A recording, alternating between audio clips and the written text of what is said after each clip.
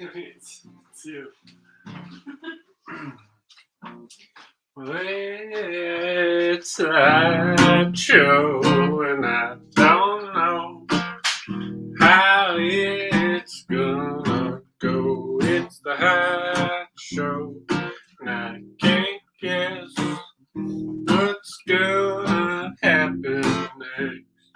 Come on and join in. Let's do the hot show.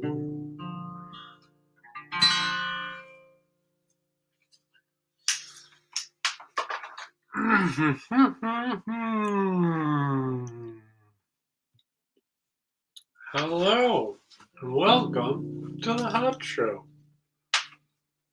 I'm your host, Hot the Cat. Today, I guess there's a show. Signs point to yes, anyway. Yeah. So today, I'm going to be doing something a little different, I think, because I don't know what's going to happen. I think I'm going to be making some soup.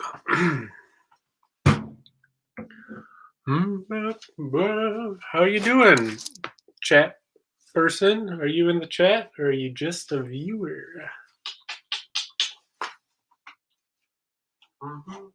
Thanks to anyone who ever watches this now or in the future, either on the Twitch stream, Twitch page at Hot the Cat, or on the YouTube archive.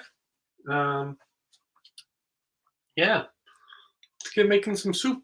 I'm going to make egg drop soup. I've never really made egg drop soup before. I made a kind of potato egg drop soup the other day. It turned out pretty well. I wish the potatoes were a little looser than they were. They were still pretty firm. Yeah, I've never made egg drop soup though, so we're gonna give it a try. Let me just pull up my recipe.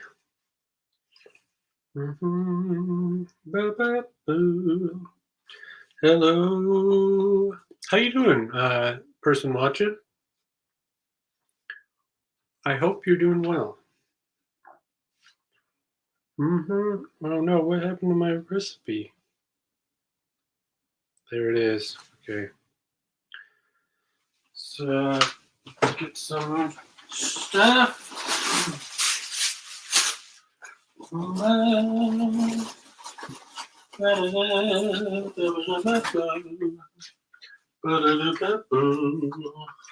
see, how much is in this? 4 cups, okay.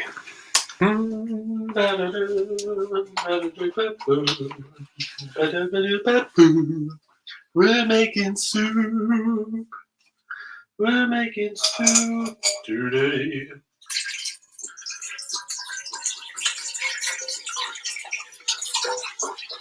Let's see. We need water on top of this. Do you know how to make soup? Make egg drop soup? Have you made egg drop soup before?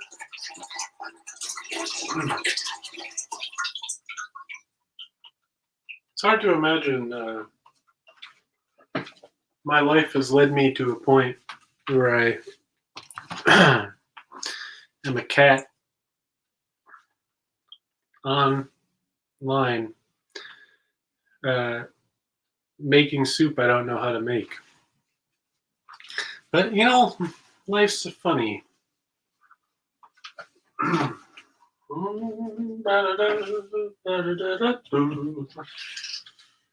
wonder how much I should make. What do you think? Should I make a double recipe? I also have a poke bowl here. So I hope you don't mind me eating in front of you.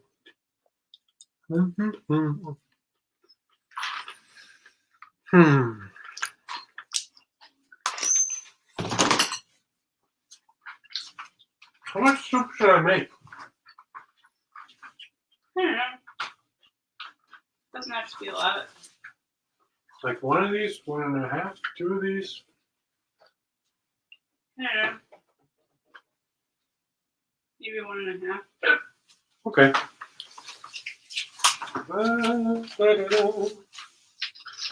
You know, it's one of the funny things about doing this show and having like literally no plan with it.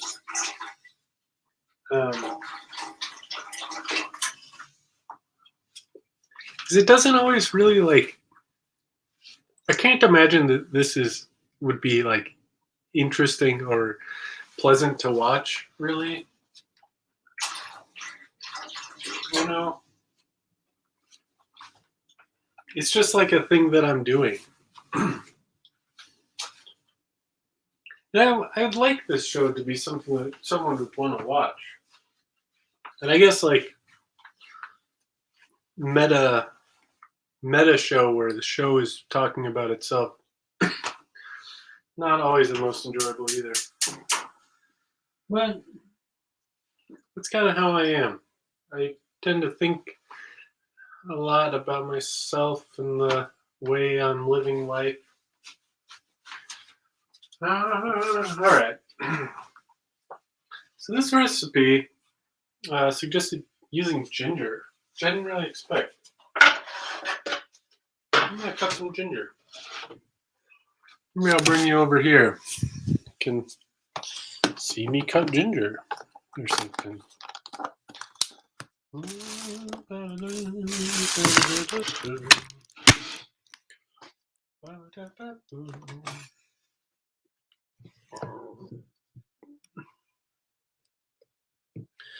I should see how much I need.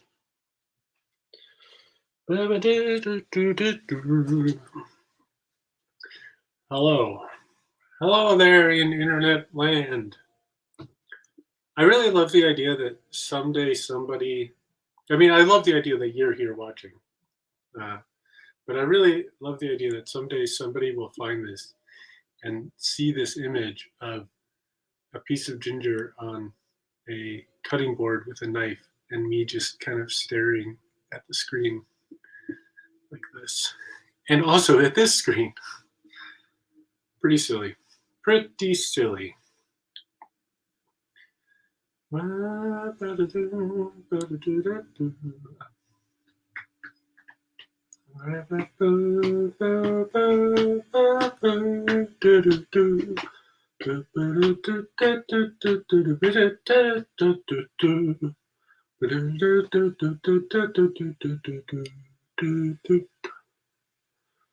Okay, well that was not really any help. Okay. Ginger. Scant half teaspoon of grated ginger. Oh, grated ginger. All right. Don't need that knife. We need a grate. It's a pretty great grate that we have here. All things considered, I guess. No, it's not the best grate.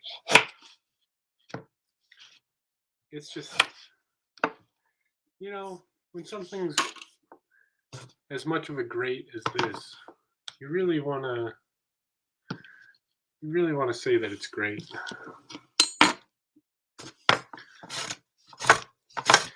I'm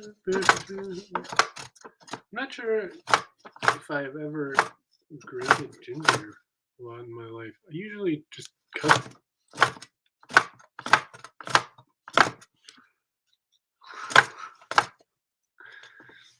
How did you end up here, person?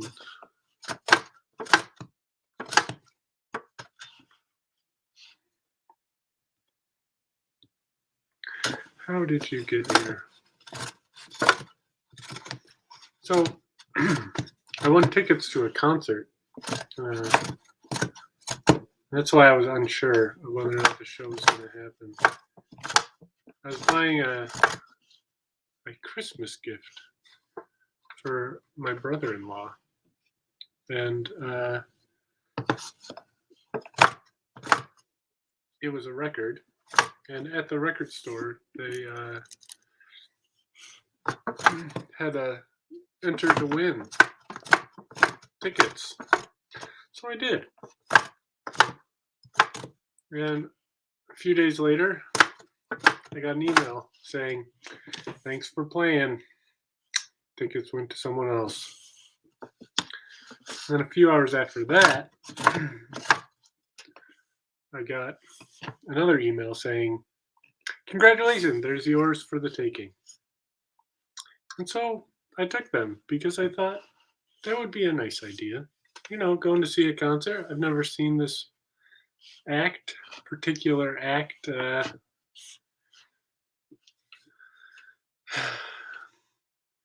So I thought, what a nice opportunity. But as it turns out,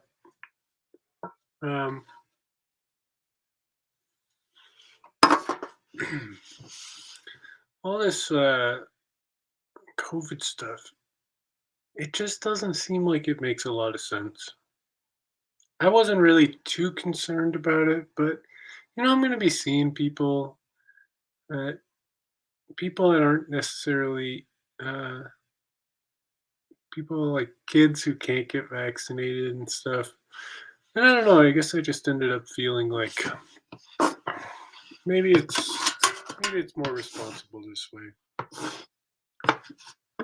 I feel a little silly that maybe I took.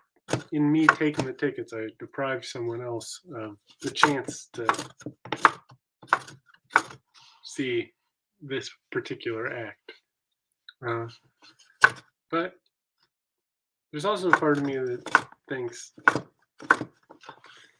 now it's that much safer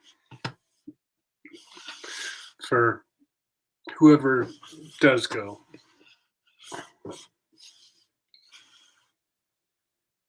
Is that a half teaspoon? It's probably edging on a whole teaspoon right there. What do you think?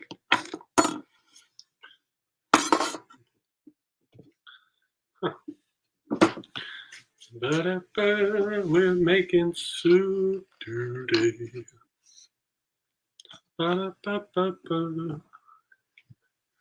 What are you doing? Viewing this show? 'Cause I'm just making up the song as I'm making soup today while you view today. Oh, let's make some soup.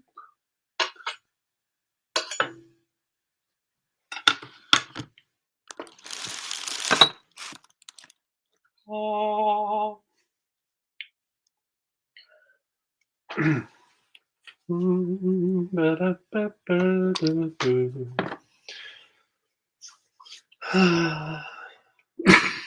Oh, excuse me. Sometimes so a cough burst out. All right, let's see what else we got here. Pardon the sound. Let's have some green onions.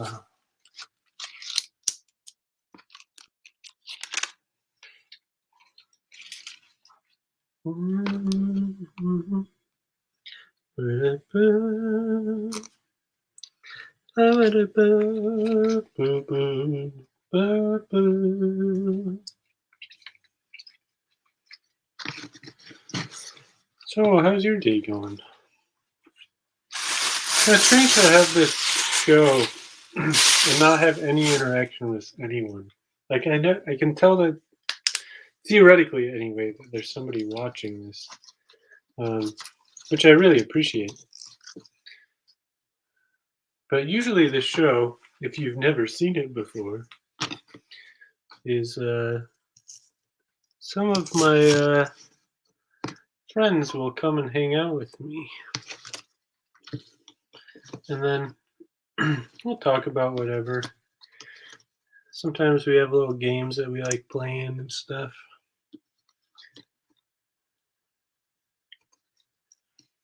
Sorry, I'm cutting some green onions. Yeah, I can show you.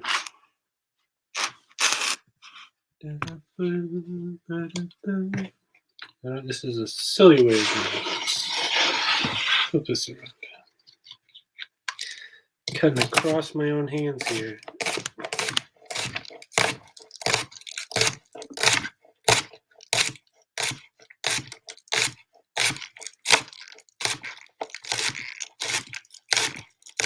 You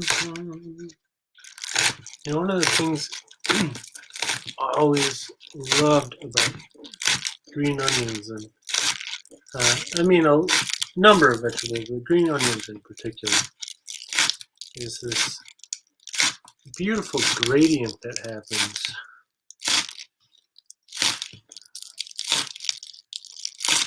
I used to cook with someone who I think was the first person to point it out to me.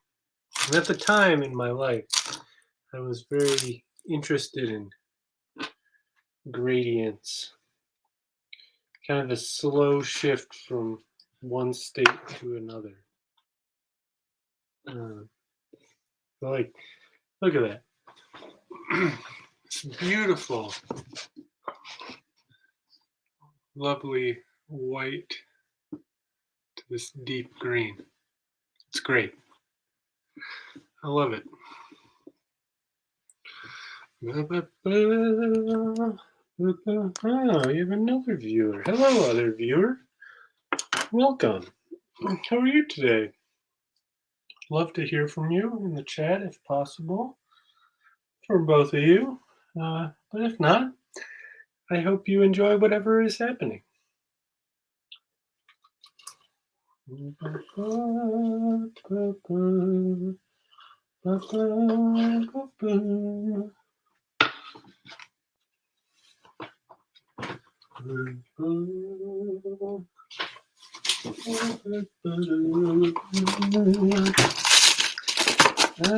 gonna cut mushrooms.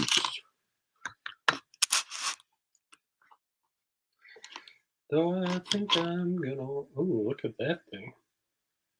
It's like a mushroom stalk without the mushroom on top, but it's really big and has a hole in it.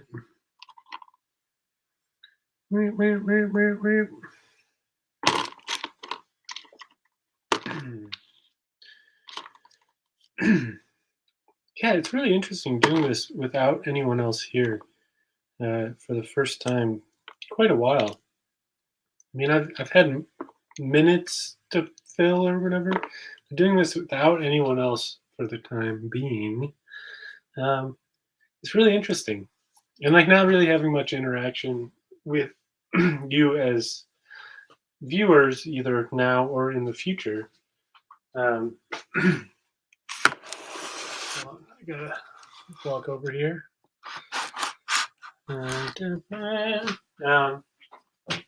It's really interesting. I just have to kind of keep coming up with talking to myself, things to say to myself when you've got no one else. What do you say? Or don't you say? Nope, keep getting in my light. Okay. Gonna cut these mushrooms.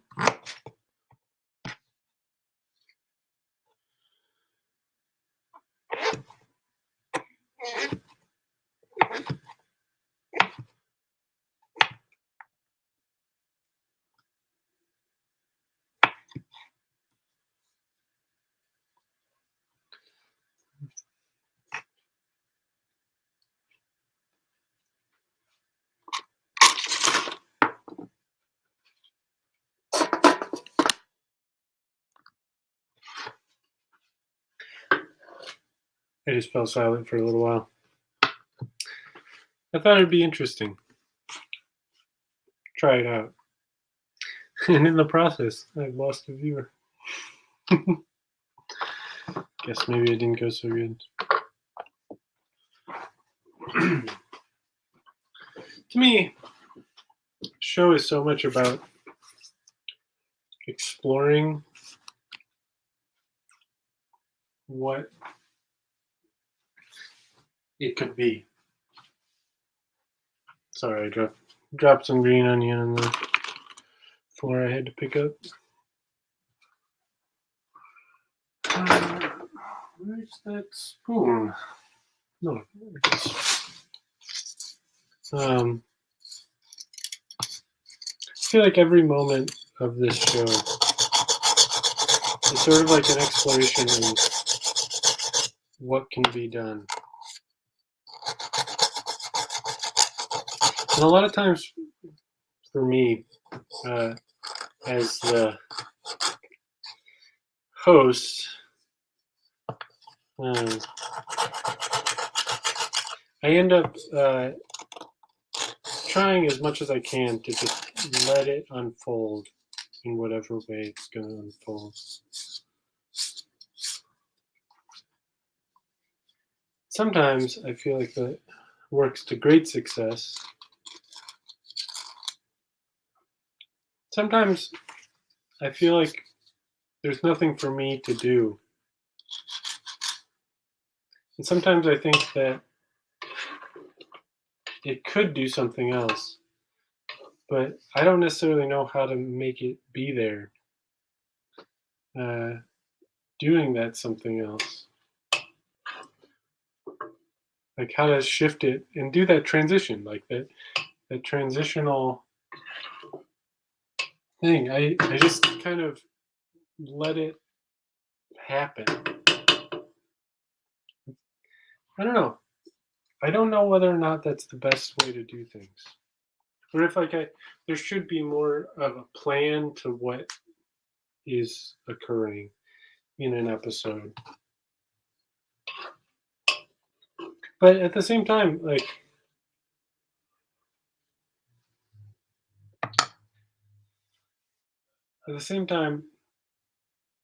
here I am making soup.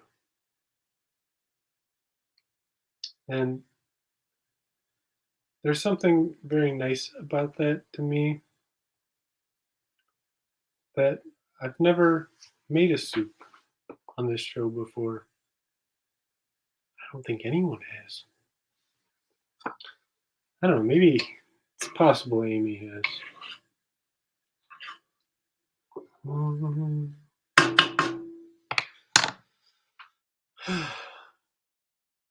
But I kind of like the casualness of this show, and the casualness of being here and just talking to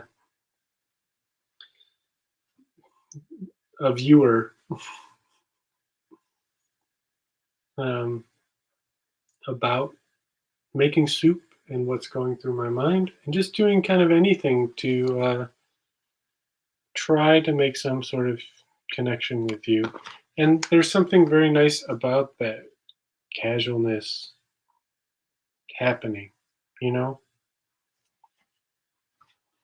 I think it's kind of nice.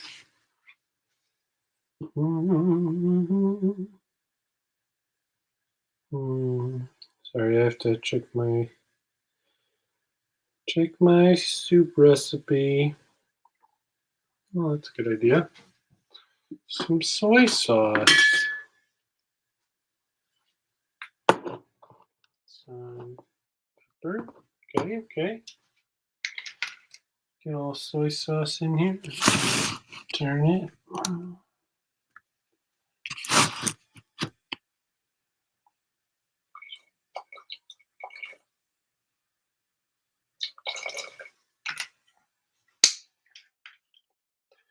Wow, what an event.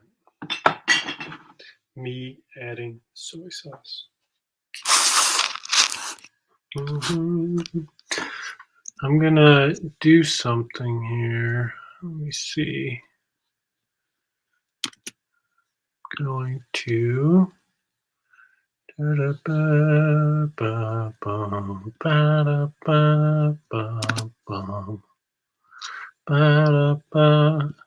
if you'd like to, you can join at this web link.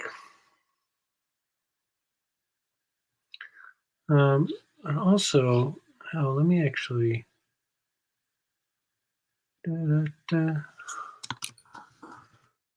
Call in. You could call in if you want to. It's try it. I don't think I've ever successfully done it. So you're welcome to try. I'm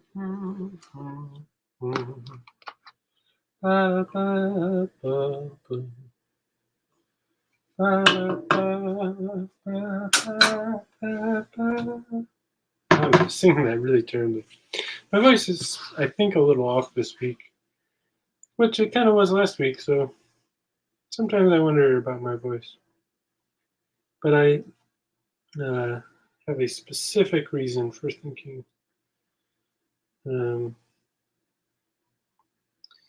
perhaps my voice is not doing the best.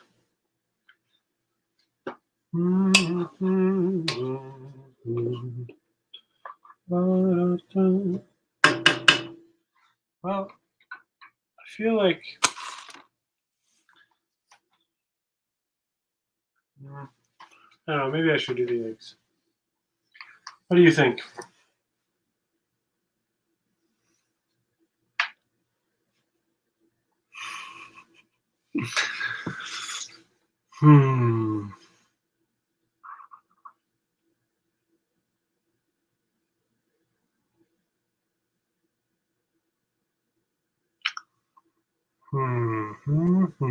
What do you think, person?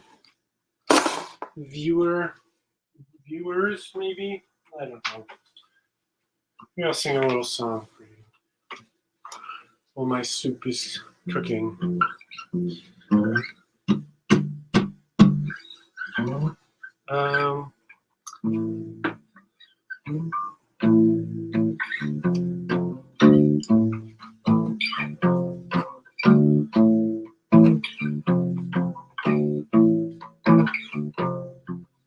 When his body was young, just having fun, no rest had begun. It must have been fate, its eyes saw her face, lips found a taste, heart had to shout, but out from the mouth came only clouds. And when body it grew, the mind how it flew, finding her wings on wind circling.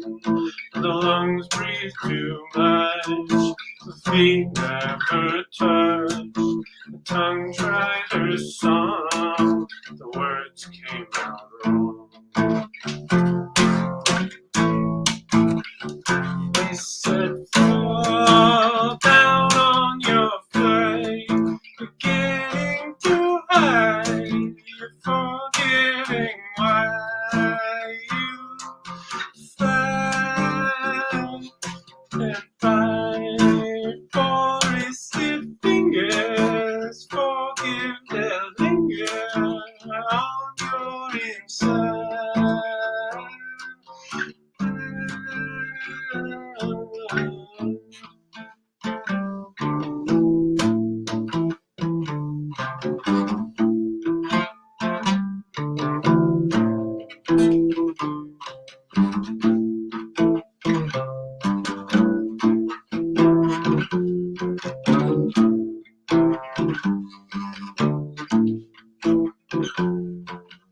When the body's heart broke, another part awoke, and whispered it spoke, wheezing it choked, and let out a croak, said only slow.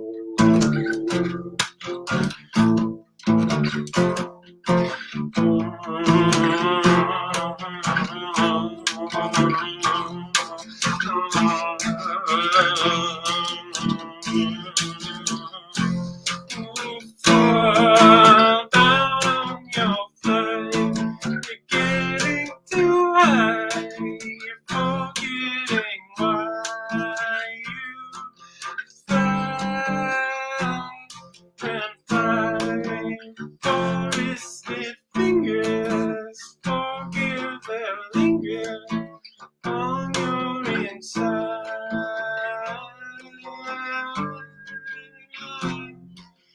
Oh, and Mary won't leave you alone.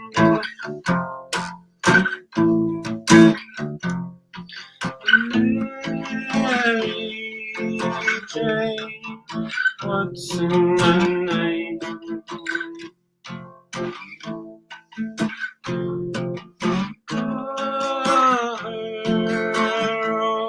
She smells just the same.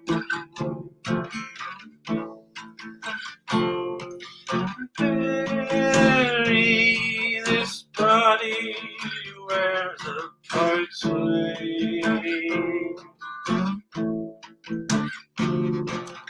Call Mary home, but she never stays.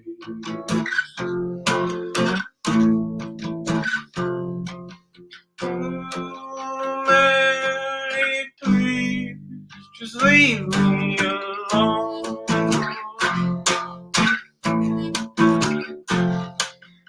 Oh, Mary, please don't leave me alone.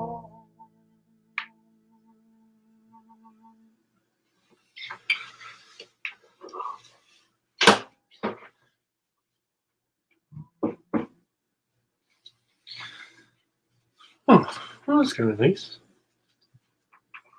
Let me see here. Oh, I'm walking off screen again. It's almost as if I have no idea what I'm doing.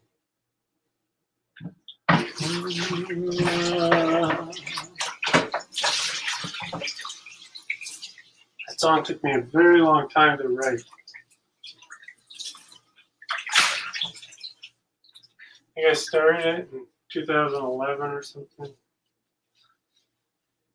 Didn't finish writing it until, I don't know, 2019 or something like that. It's a long process. Went through a lot of cuts and revisions and totally restructuring the song. I'll be honest, I don't even know if you can hear me. But isn't that this whole thing? I don't know if anyone can hear any of this.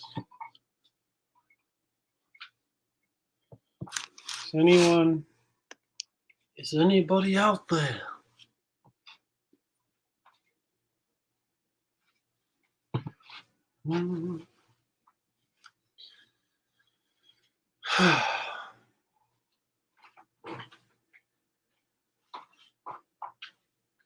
Is there anybody out there?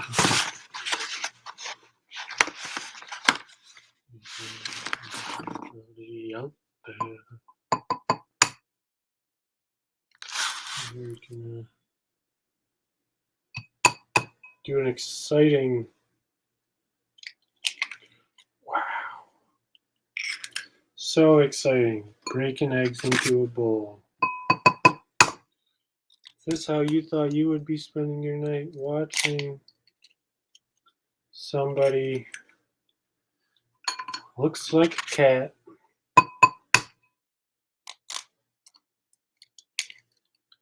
cracking eggs into a bowl.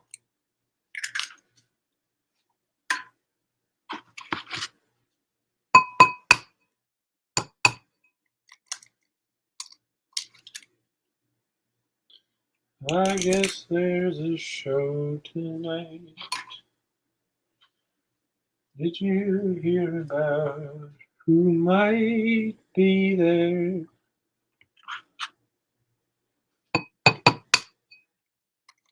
I think There we might wanna go, but oh, I don't know.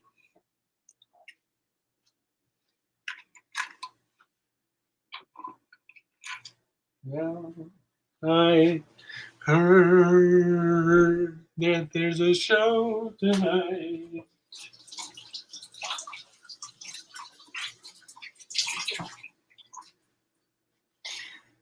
Maybe there's a band that's pretty tight, but I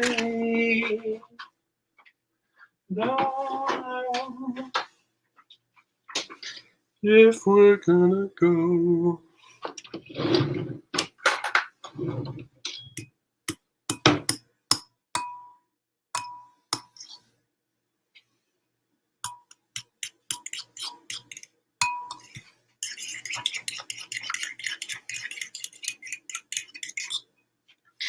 Now, I want to say something here that one of our, I got a text earlier, not to overshare anyone's wife or anything, but I got a text from Amy, one of our regular contributors, one of our regular guests, and joyful participants in the hot show, saying they were having a tough time. And I just want to say I really hope that they're feeling better.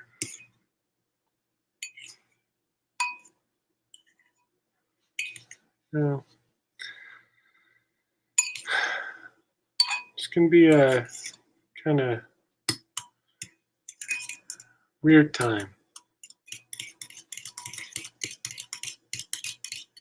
Oh, did I find a shell? I found a shell. And viewer, if you have any extra thoughts that you can spend,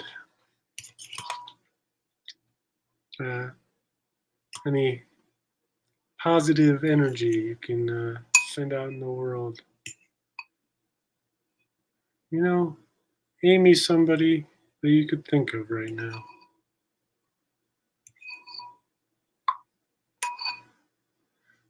Oh, Amy. Oh, I found another shell, or is that the same one? This is what happens when you crack eggs on a streaming show.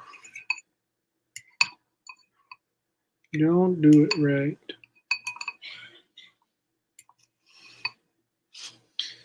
Did you know? Well, maybe you didn't. You probably didn't. But that when I first started doing this show, I just wanted it to be like an hour's worth of time where stuff happens.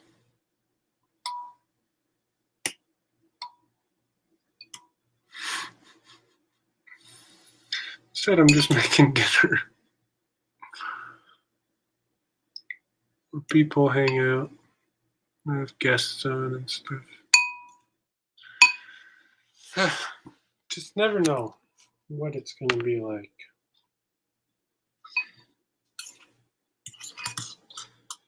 It's the hot show, and I don't know how it's going to go.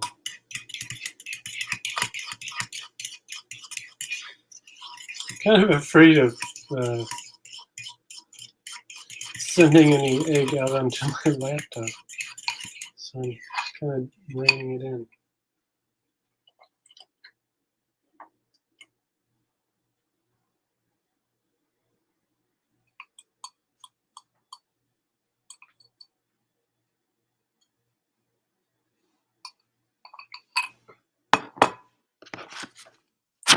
Show you that.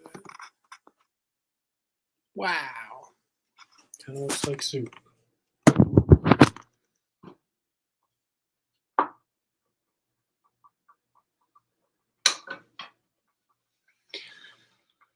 Oh, that's probably gonna take a minute to do something. Maybe I'll play another real quick little song. What do you want to hear?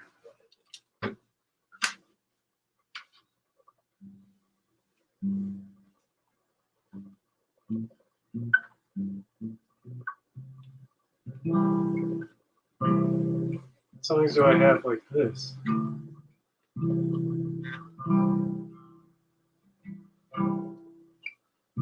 I think don't I have a song that starts like that?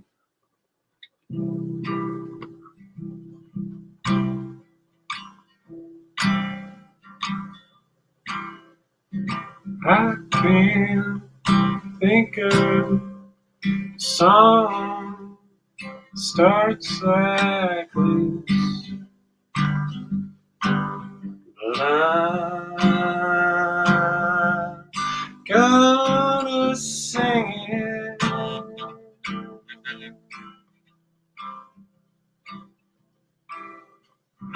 I know it's someone who's out there listening. I don't know if I know who they are, and I'm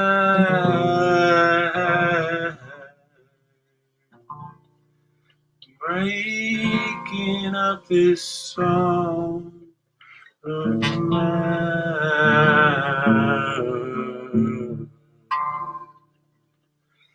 so I can find them behind their numbers you count. Now I gotta deal with this too.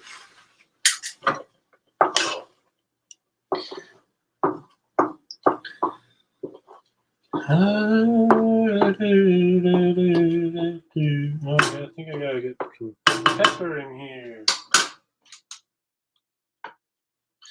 So,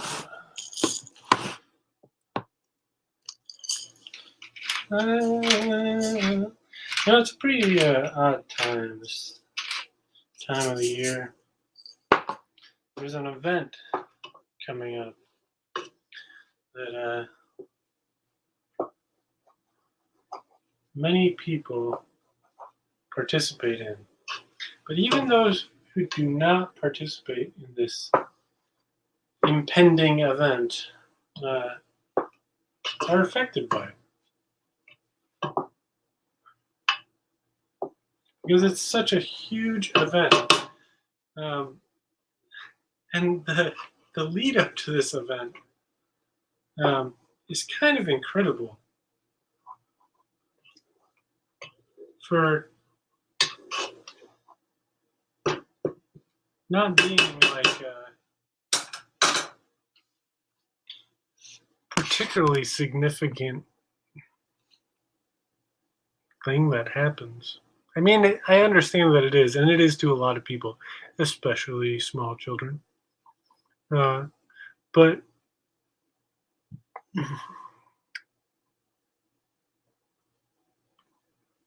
this day is sort of like the day before the real beginning of that event. And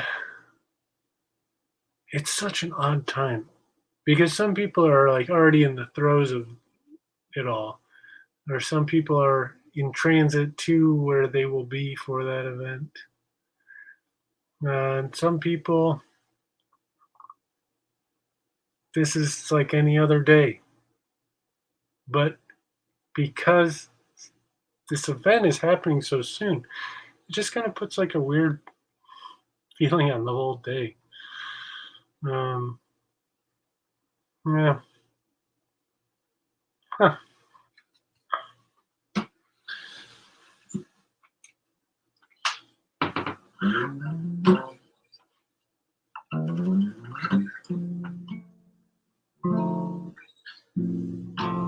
I'm gonna sing you a real weird song that I wrote. It is sort of in line with this um, impending event.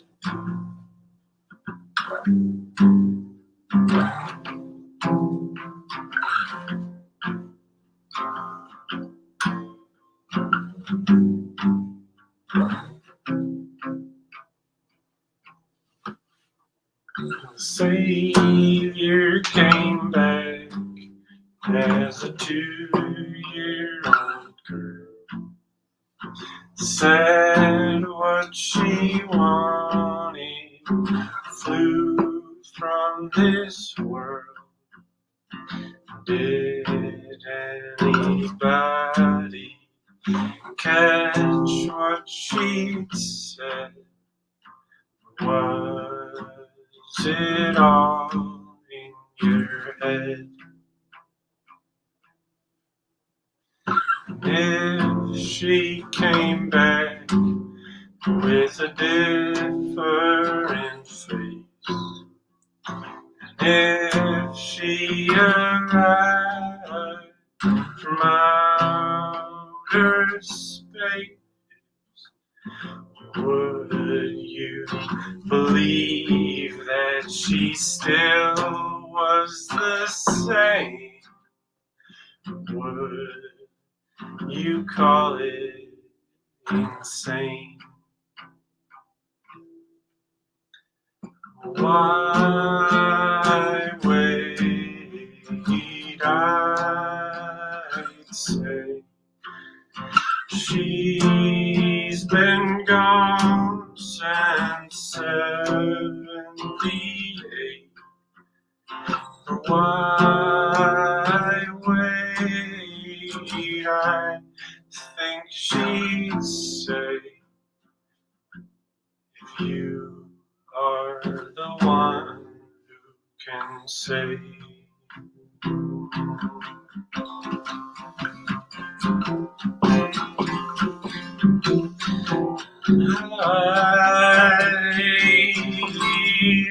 I want you to listen to me when I tell you that all you want, you can be.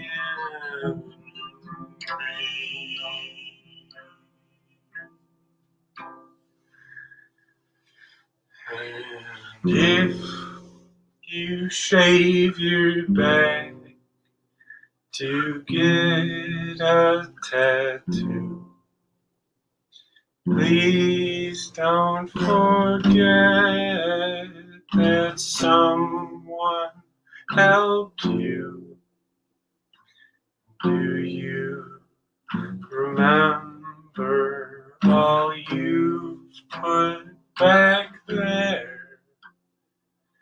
Is it still under your hair?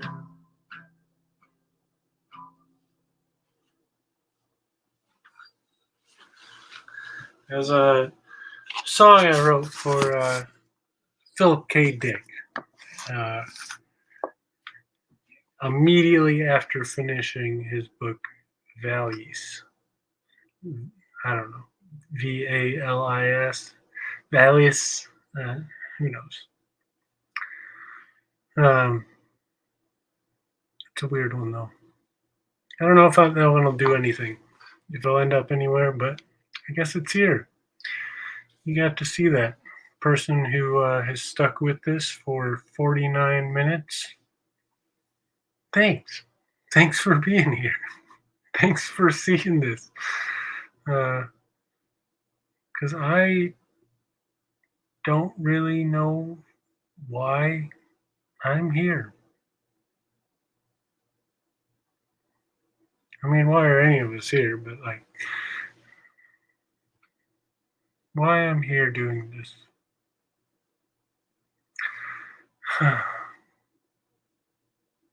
I started this show with the idea of sharing my music and sharing my art. Um, but I have this real problem where if instead I could showcase what other people can do, I want to do that because who am I to put my art out there? Like, does that make sense?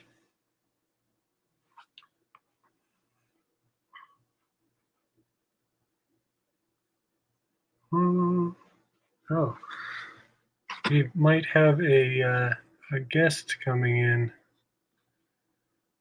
Hold on. Speaking of another person.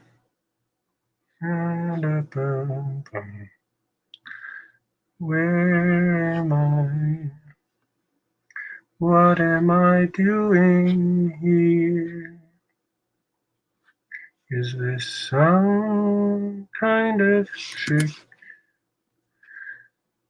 Do you think that it is? Let me double check this.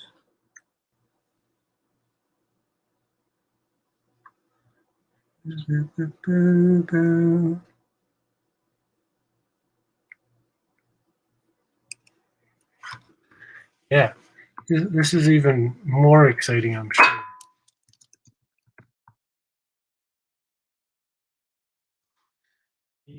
Looking on my email. Wow, what an event. What a thing to witness.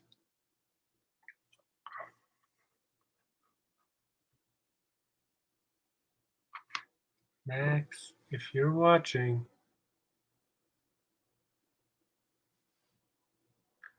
I just sent it to you. A new one.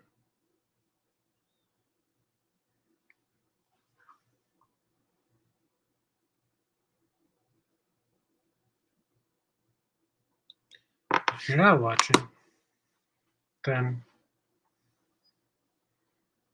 I sent it anyway, I guess. But you probably wouldn't hear me say that.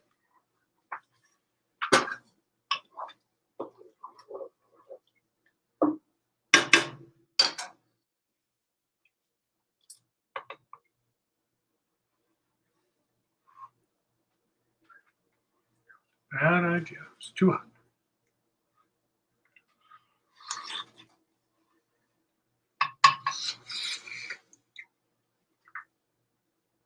I wonder if someone will make it in here.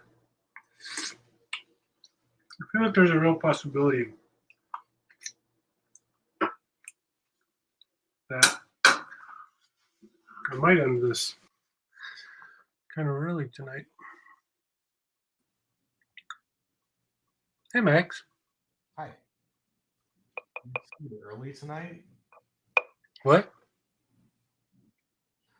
Did you say you're early tonight? No, I was saying I might end early tonight. Oh, You know, earlier than 4 hours. How are you, Max? I'm good. I was going to record, but it's pouring rain here, which is really weird. Oh, yeah, that is strange for LA. It's been raining all day, and it started pouring after dark, so it's really unusual. It is unusual. It's supposed to be more rainy in the winter, but it hasn't been for decades. Well, I'm glad then you're getting some rain. Yeah, me too. It'll be very good for the area. Yeah. Yeah, so for not a fire season. It probably will help. At this point, I'm wondering if it's going to be too much rain. What do you think too much rain would do in LA? It would be very hard to deal with. Somebody told me that when it rains here, because it rains so rarely, a lot of like oil that is stuck on the streets gets lifted up and causes a lot of trouble for people driving and flooding because it's not common for it to rain very much. So the city doesn't really, I think, have much preparation for raids, so it could flood. That makes sense. I've heard Well- something similar about places that rarely get snow, but when they get snow, like even just like an inch or something, they can't do anything. Nobody does anything because they don't know how to deal with it. They don't have the infrastructure to deal with it. Mm-hmm. Apparently, people here a lot of the time think they can drive normally even when it's raining, and that causes accidents. Yeah. That makes sense.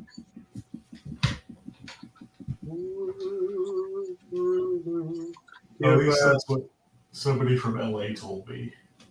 Yeah, I figured. What were you going to say? I was going to ask if you have anything you'd like to share tonight. Yeah, I have some stuff I can share. Maybe let's just start with one for the time being.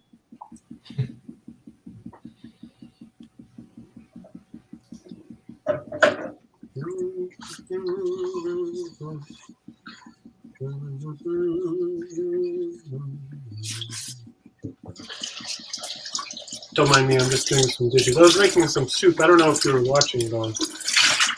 No, I just got on. I forgot that we needed a new link, and I didn't see that you emailed me. So I went to my history and went to the page from last week, and there was just nothing there. Yeah. That makes sense. It's gone. Sometimes I've been thinking a little bit while you're bringing up or doing whatever you want to share and whatever. I've been thinking about this idea that it's really nice to have you all join in often and stuff. But also, it'd be nice to have like different people and maybe smaller groupings of people be on the show, and then the other people could still watch and like comment and stuff. But just sometimes it gets to be a lot, and the same group of people ends up. If the same group of people ends up on, sometimes you get into similar conversations. If you know what I mean. I haven't noticed that. I guess similar energy, maybe. Well, that's true. I was kind of thinking about that today, but thinking that it could be a good thing because then people might want to join as if they were joining a group of friends. And yeah, that makes sense. Well, like watch. That's kind of why I watch some content. It's because it feels comforting and like I'm watching people be friends, which can be fun. Yeah, I can understand that. I feel like the other side of that to me, though, is that like, I don't know. When I hang out with my friends, it's never like it's often the same people that are involved, but like there are auxiliary friends as well. You know. Maybe you should invite some of those people on. Yeah, I will. I'm kind of working on that. Hold That's on. good. There have been. Oh, okay.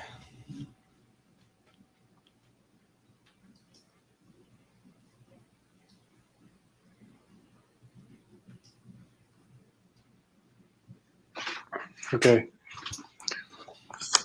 There have been some people on here that have only been on like a few times. Maybe you could get them to come back. Yeah. Yeah, I'd like to. There are some people, and there's some new people I've chatted with about coming on. But you know, I want people to come on and really enjoy themselves. Mm-hmm. So, you know, hold on.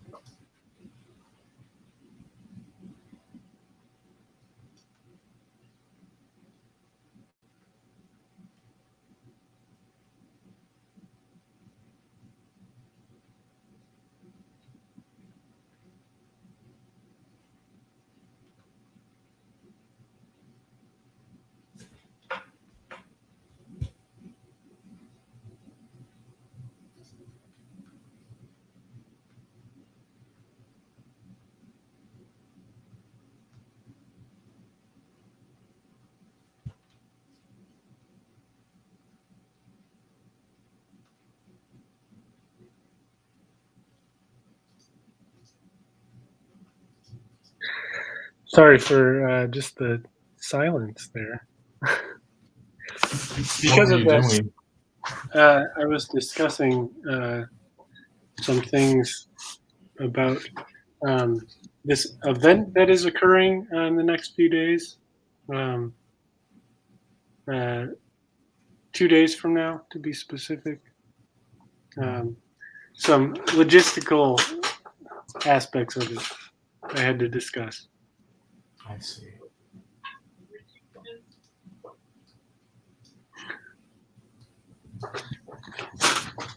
It's kind of like a strange consistency.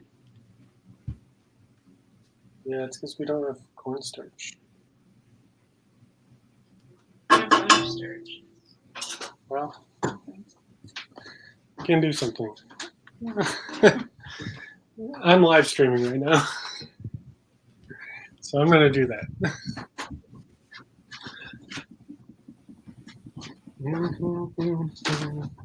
Did you have something that you wanted to share with us? Yeah, I'm just getting it ready. Okay.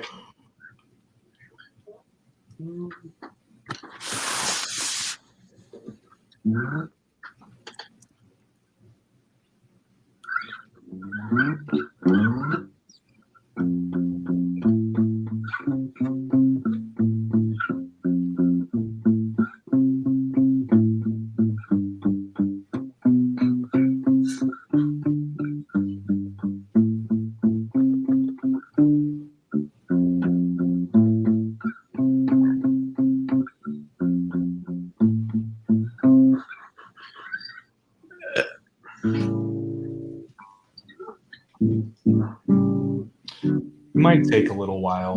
It's being slow.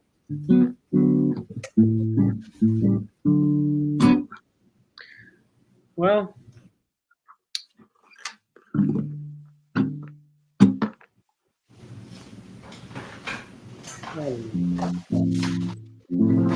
I can share some drawings I did. I would love that. Very It's nice. really weird. Are you seeing this as like a peach color? Yeah, kind of. It's supposed to be green. Green? Everything, well, actually the background here is yellow and then the plant is green. Everything yellow Oh, yeah. and green is showing Okay. up as peach. It's so weird. What color is that snail? It's green. Weird. Yeah, and this plant is supposed to be green, but it's coming across as like a weird grayish brown. Yeah. That's bizarre.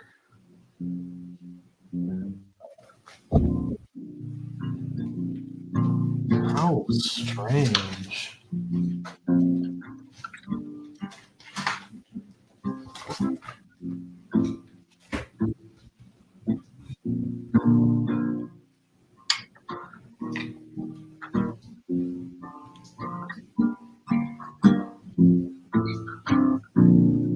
Sorry. So what I want to do is share the little tech demo I've made in Game Maker or Game Boy Studio 3.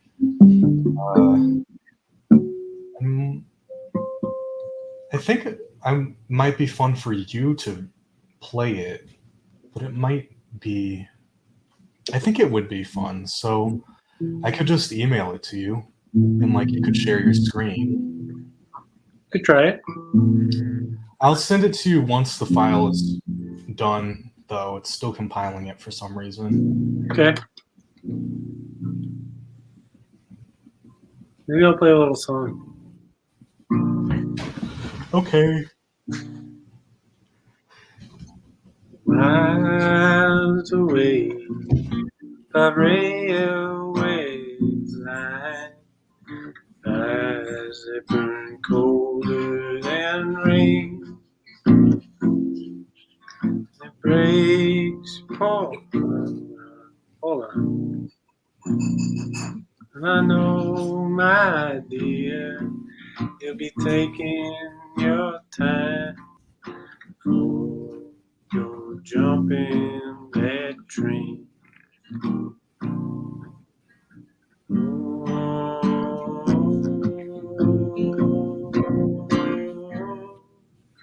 Before you go jumping that train.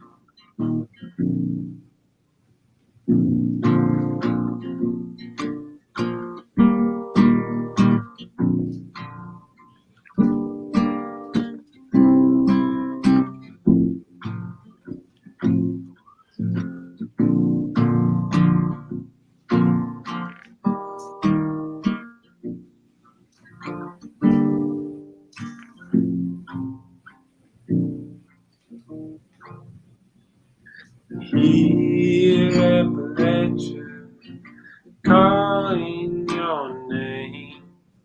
She don't care at all. It breaks your poor heart like you've been done through. So run for the Rockies come flow.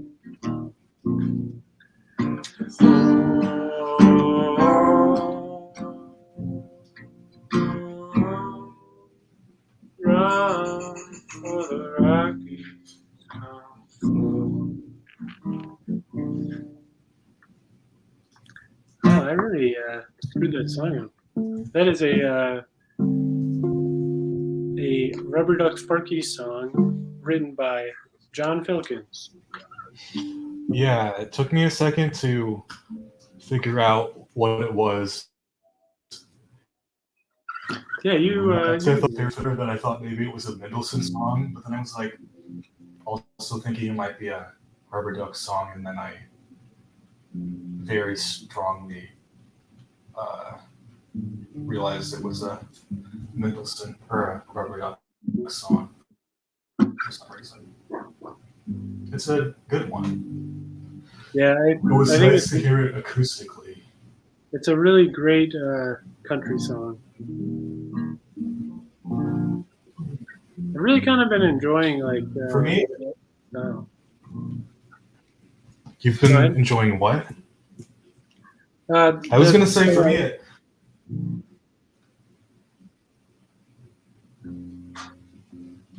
Go ahead. For me, it sounded folk more than country. Yeah, I mean, like kind of like that, like I could see how it could be country. I don't know. I think of like that old style country, not really. I don't know. Like the place where folk and country aren't really divided so much. What's that? I don't know. When I say country, I guess I more mean like that place where like folk and country weren't divided yet, because they were pretty similar things for a while. Yeah. I guess I don't really have much of a differentiation between those two things. I guess for me, country, I don't know. It's an interesting question. Like, what makes something seem like country if it's just played on an acoustic guitar versus folk versus acoustic rock versus jazz? I guess jazz is pretty obvious. Okay, I emailed it to you, so it should be there. Did you email it to the Hot Academy? No, I forgot to. You should do that your one because personal. it's hard to open both of them on this browser. Okay. Just mostly because I haven't done it.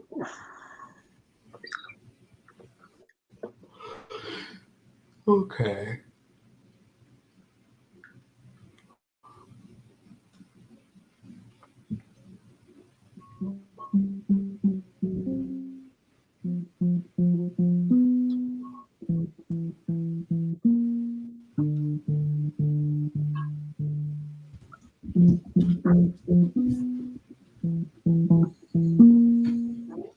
Okay, it should be there soon, if not now.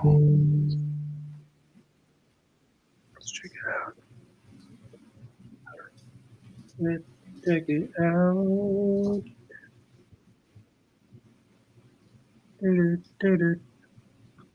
Check my email. I'm checking my email. There's nothing yet. Hope I get email Max sent to me. I'm checking my email. I hate the uncertainty of how long it takes for an email to arrive. Because sometimes it seems like it doesn't take any time, and other times it seems like it didn't work, but then it shows up. Yeah. And then sometimes it didn't work.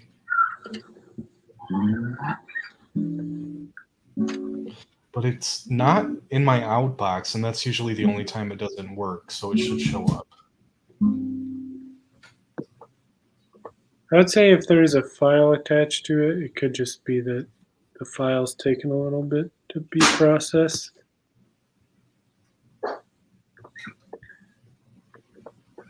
Waiting on an email.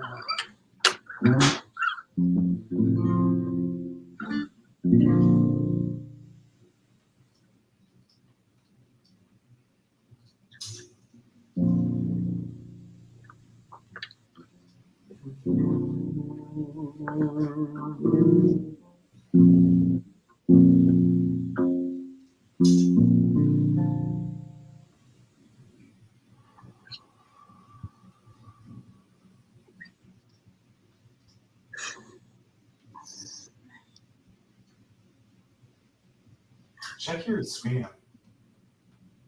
Okay. Yep.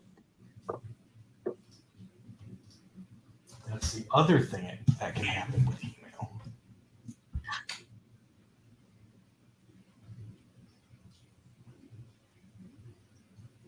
Wait, no. Undo. Wait.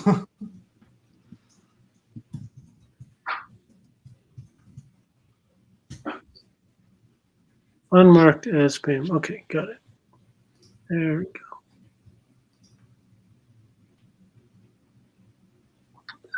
Okay. So we're gonna download.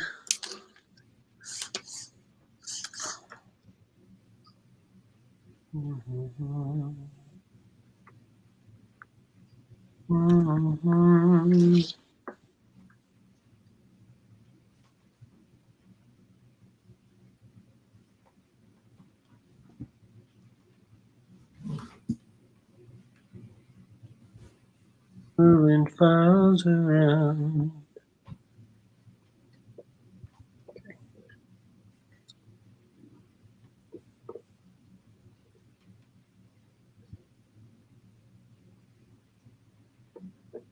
There's no sound, is there? Not. Wait, in the game, yeah. There is a little bit.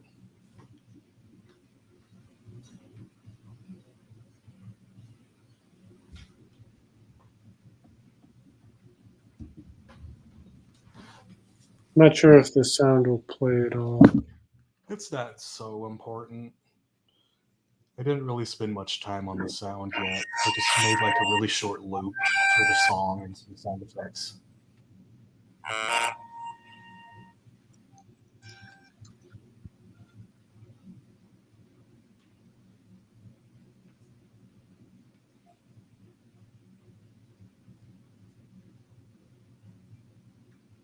Whoa.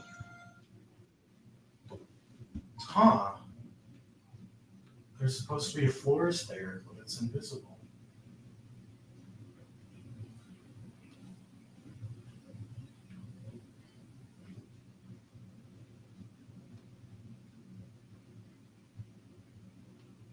Looks like the pyramids in the back are a little screwed up too. What do you mean? like this. No, that's supposed to be like that. Okay, I wasn't sure. I'm Okay. experimenting with creative designs for pyramids. Yeah, I guess you could call that that.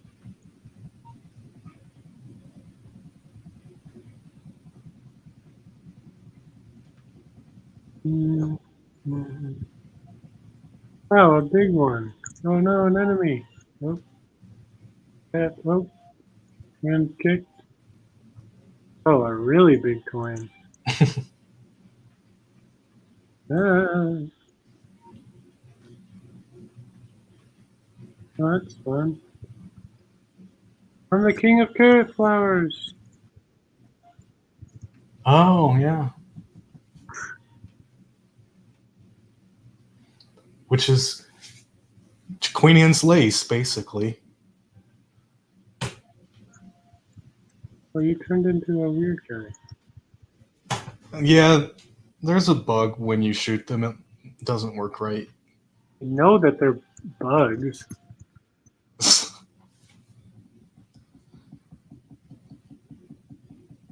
That doesn't do anything. My hat stays floating. Yeah, it's supposed to. That's cute. Oh.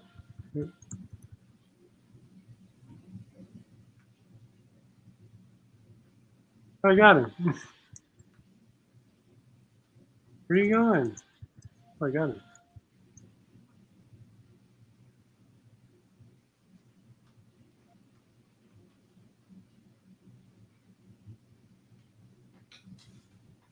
Will we do this forever?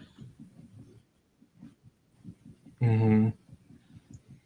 I've never even watched it get as far as you are. I was just Yeah. testing out. You just ran through that stop sign. You did too. That's true.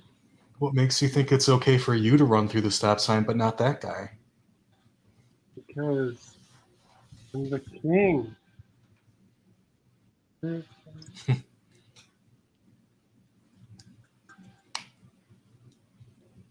And your crown is a pinwheel hat. Yeah, it's a little beanie. People also call a totally different kind of hat beanie. Yeah. Aren't these ones beanies too? I always thought this was a beanie, and then people started calling the kind of hat that a lot of people wear that has no brim a beanie. And at first I thought they were wrong. So I don't know. Maybe they're both called a beanie, but that's confusing.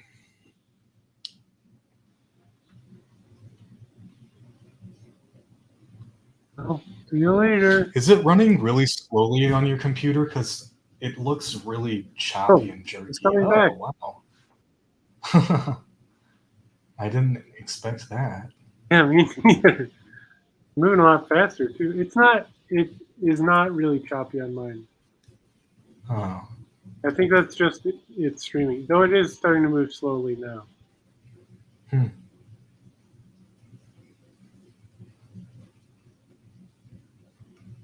Oh, what? Now you're turning around again. That's weird. That's very weird.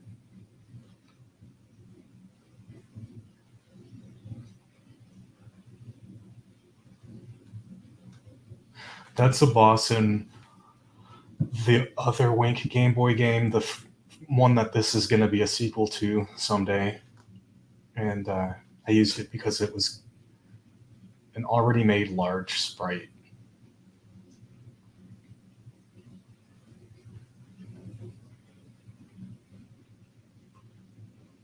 Oh, I should have used that guy. Oh, also, I made a deal for a physical version of Ruby and Rusty that's going to come out. Oh, nice. Yeah. We're working on the cover art right now. Nice. Great. Yeah. I'm not doing it. I thought it would be really cool to see another artist's interpretation of it. And so far, I'm pretty excited about how it's looking.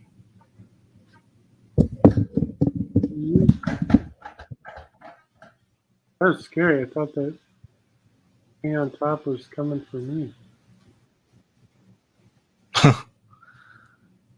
Just trying to make it look like there's depth. That's what I've been experimenting with a lot, and large sprites. I think it would be helpful to have that section start with one that would move off screen. The problem with that is the only thing it moves based on is you pressing a direction, so it can't be in a place where the camera wouldn't be moving. Otherwise it would ruin the effect. I don't know what just happened. Oh, it crashed. I don't think I've ever seen something like that crash so hard. Does your emulator have a rewind button? I don't think so. What emulator are you using? Open Emu. Oh, it does have a rewind button, but I don't know what it is for you.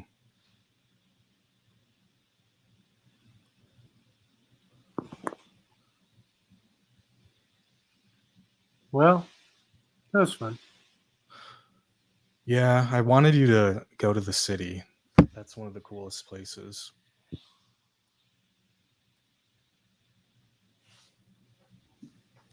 It has a thing where you can go in a door and go in, like you go inside a house, but you're just shown through the window. And then there are also coins that are in the house, and you can't get them unless you're inside the house. Oh, I saw that. Yeah, I think it's pretty cool. I saw that on the GB Studio subreddit. Really? I think that's where it was. Maybe it was on your Twitter page.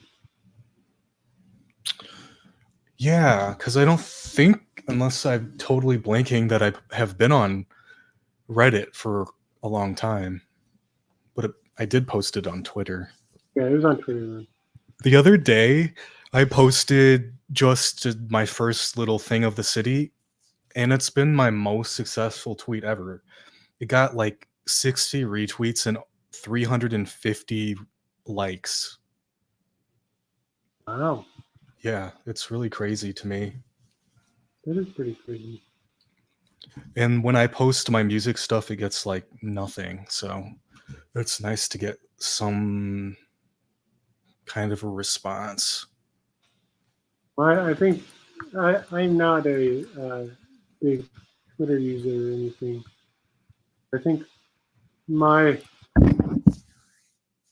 best tweet, most liked tweet so far is I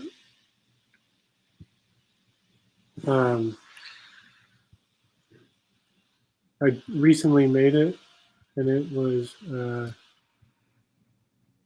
adding the character Watto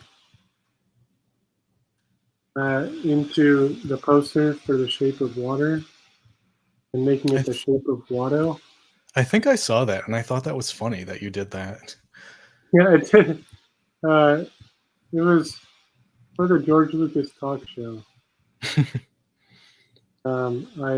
People love memes, so that's a good thing to post, but I never really get any ideas for them. It feels like pulling teeth for me, so I thought that was cool. Also, I just changed the jump height, so you can't get up there anymore. I haven't been able to alter it yet. So unfortunately, those coins are not reachable. So you tricked me. Yeah, unfortunately, I haven't had time to update it. That's at the beginning again. Yeah, this is actually I don't think of this as the beginning because it's the most recent screen I've worked on, So it's Well, just funny how the perspective. it's the beginning because this is where I started. Right, exactly. And it's so All right. funny how perspective changes so much of your interpretation of things. That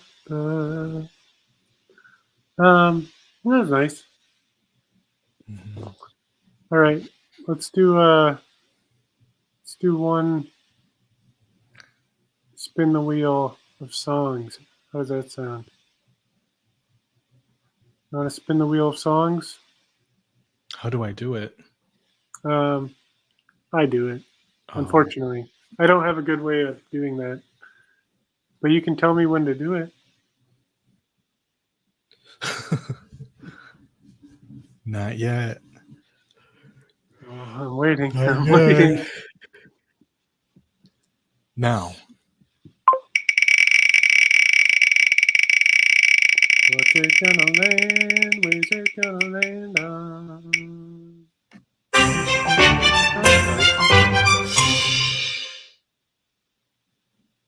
Self-portrait. Let me play a little song for you.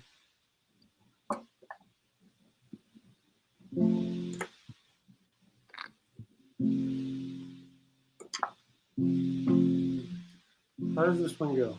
What is your favorite band? Movie, a kitchen appliance.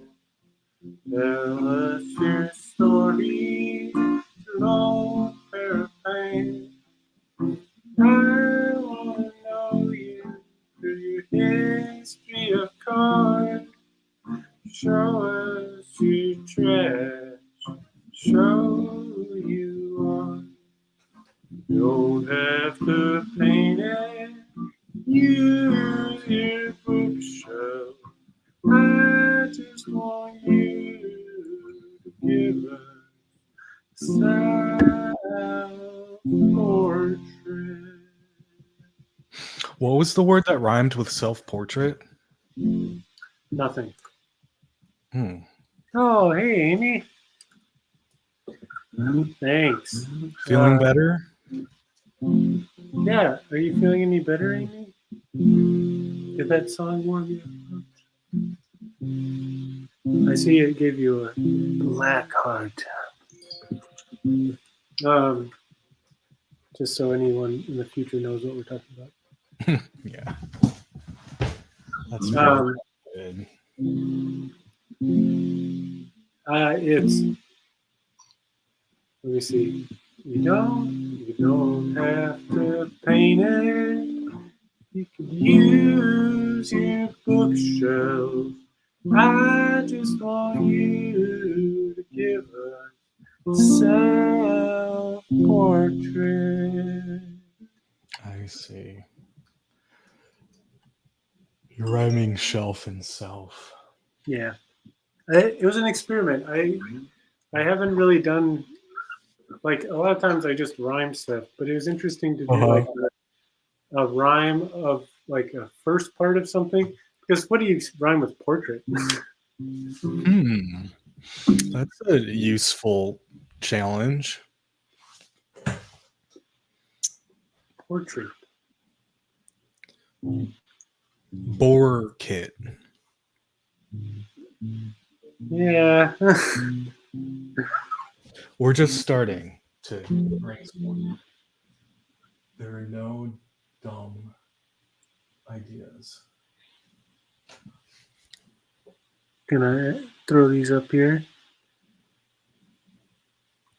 Amy is currently peeling a pomegranate, just so everybody knows. Poor bit. Portrait, forfeit, maybe. It's kind of close. Yeah, that's assonance, and it works. Portrait. I remember I looked it up when I was writing the song, and there were not many options. Poor kid. Do you feel like poor, poor kid is part of your self-portrait? No, although I was a poor kid.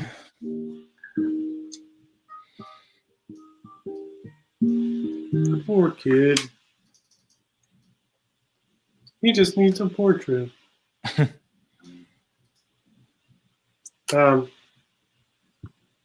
Amy asked, has Max ever answered the self-portrait song? You answered part of it, right?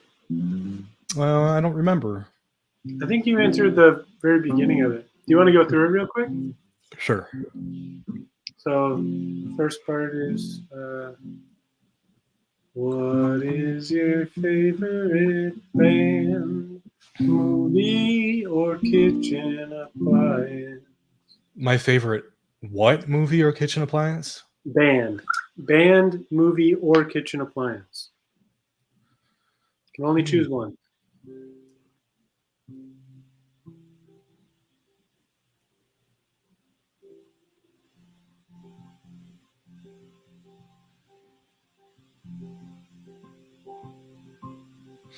Well, I wish I had a dishwasher. You would say that's your favorite kitchen appliance? Maybe. It's really hard to answer a question like that because I'm like, well, I need a refrigerator, so that's probably one of the most important ones. But that's kind of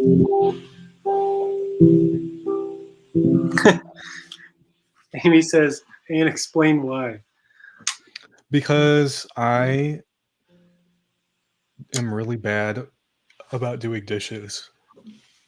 Do you think that you would be really bad about running the dishwasher if you had a dish?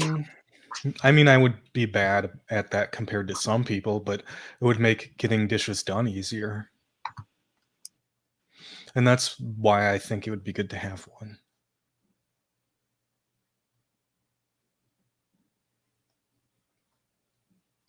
I don't know what just happened there. You froze up for a second. Yeah, I sure did. Is there, yeah. I don't know. Do you have any other questions about that, Amy? I feel like I'm satisfied. I feel like we can move on. What's the next question? Tell us your story through an old pair of pants. Tell us your story. How am I supposed to tell my story through an old pair of pants? Through an old pair of pants. Like show you some pants and tell you a story about those, and that story is also a story about me? Yeah. Well, is this why I was talking about how I have a bunch of pants that I can't fit into anymore? Oh, maybe. Because I remember talking about that. And that's the story that immediately came to mind. Are you wearing an old pair of pants, new pair of pants now? I'm wearing shorts. Well, I would consider it, for the sake of this question, I would consider shorts pants. I don't really know. I don't think they're too old. I mean, this is kind of a weird abstract question in certain ways. So, I don't know. It doesn't have to be so specific, but like when you talk about any pair of pants, do you have a specific pair of pants that like comes to mind? Yeah, the pairs of pants that I can't fit into anymore. Well, I guess you did get this far. And how I want to be able to wear them again because they're all of my jeans and I don't have any jeans anymore. I haven't worn jeans for years. In a rare hot show moment, I am currently wearing jeans So you rarely wear jeans? on the hot show. What about real life?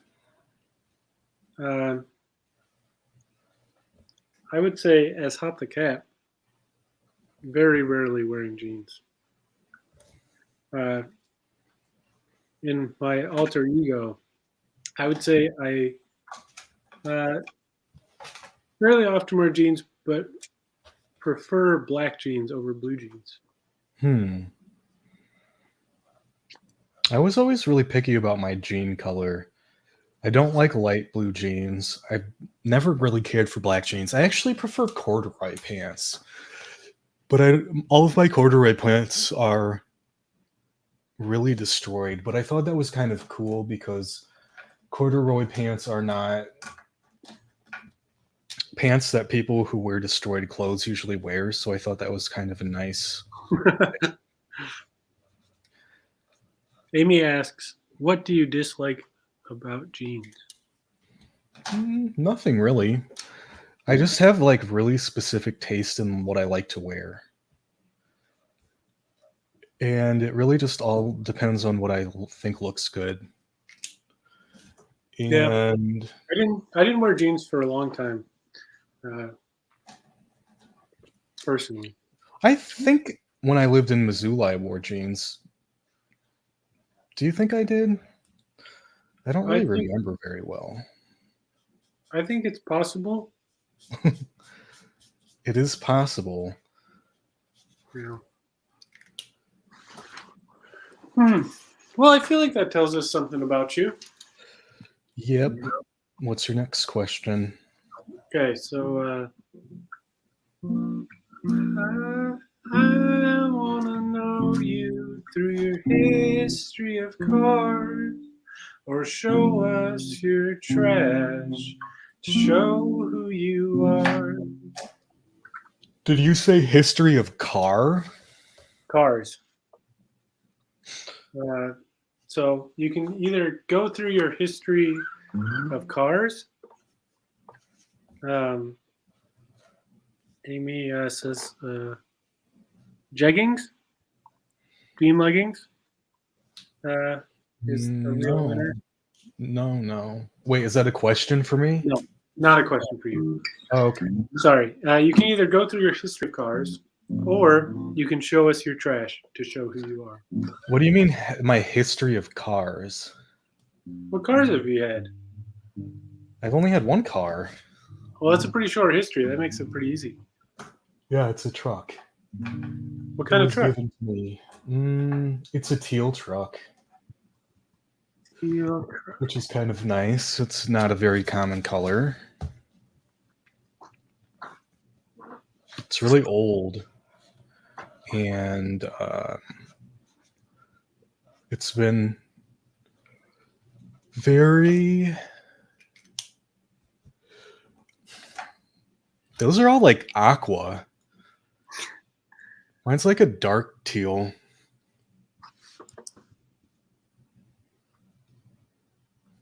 Yeah, like that first one.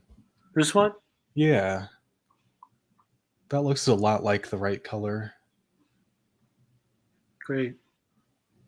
Not quite the right style, though. Right? It's close, but no, not quite. It has like a less... it has a more like flat, streamlined body.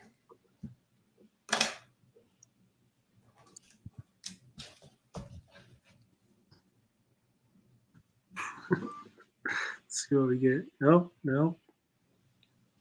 That didn't help. What the heck is that?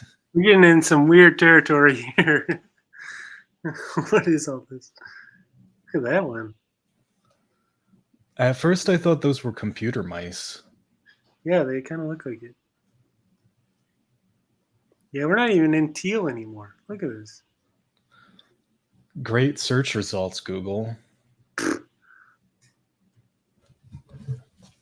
we're going back to dark teal. It looks a lot like the fourth one, too. This and one? the fifth one. Mm-hmm. 1987 Chevrolet pickup. Yeah, mine isn't that old. It's from, I think, 1997.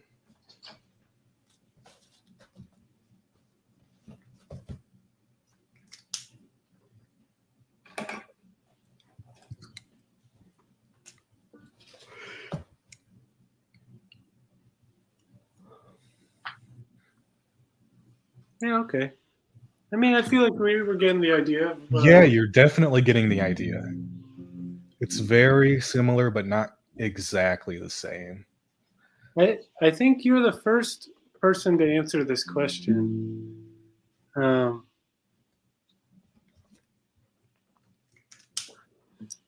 Is that didn't know the specific make and model of their car, Oh, I do know it. I just don't want to say. or who didn't answer with that.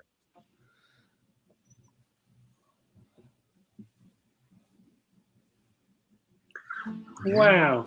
Okay, so then from there we go on to a little part where we sing. You don't hold on. You don't have to paint it. Could use your bookshelf. I just want you to give us self portrait. Well, I don't really have any books right now because I just moved all the way Well, across the country and didn't have any room for it. bookshelf is just a suggestion. Do you want to give some kind of self portrait beyond what you've already given, or are you pretty satisfied with the portrait that these questions have given of you? No, I wouldn't say that it's given a very good picture of me, but I'm not really sure what would. I don't know. What is there anything?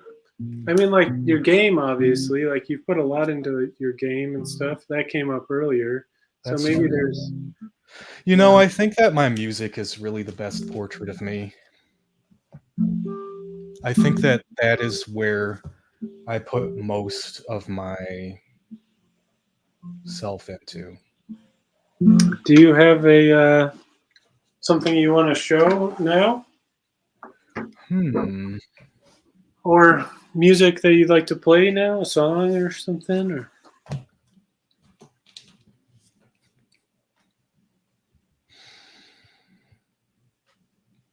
Um, lately all I've been practicing is the same old songs because I'm gonna do an acoustic version of Power Lines to end the Power Lines era. So you've heard it a billion times. I mean, but if that's what you think is describing you at this moment, uh, No, I feel like Power Lines describes me in the past, so that's why I'm kind of like moving forward. yeah, that kind of makes some sense. I guess I did record a demo really quickly not too long ago, and I can share that. That kind of gives a image of me. Power Lines is the EP that I released a while ago, and um, oh yeah, Amy, I did have that truck when we met. I forgot about that. I've had that for quite a while.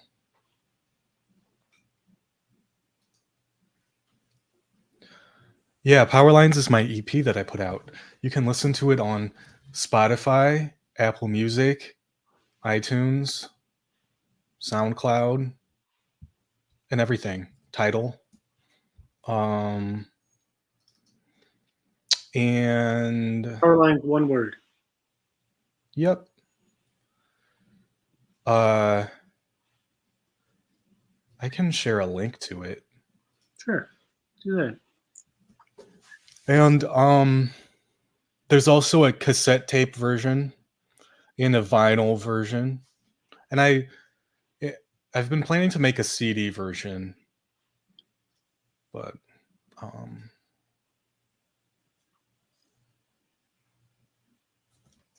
just a second.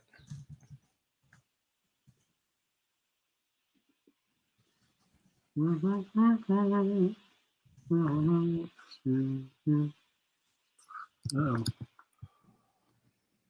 thanks for that.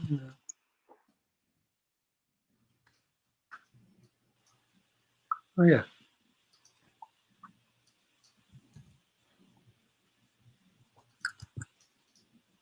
Ba-da-ba-bum-bum-bum.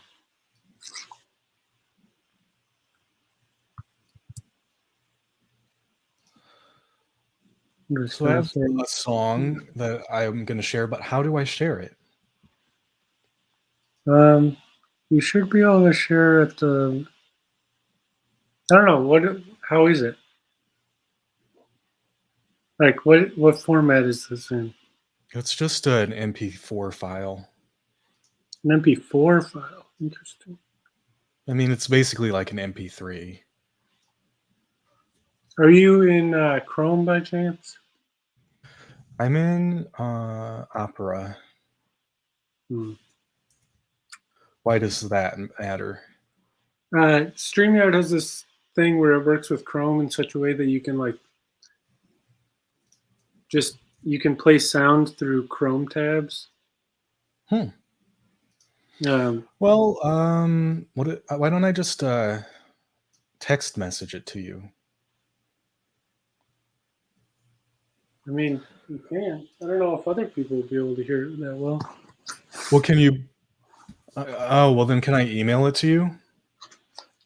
And then you can Yeah, play it in a Chrome tab? yeah, we could try that. I was thinking of like if I text messaged it, you could airdrop it, but it seems easier for me to just email it. Yeah, Oh, also, I posted a link in the private chat to power lines where it can be listened to. So if you can post that in the public chat, since it doesn't let me, that would be awesome. there we go.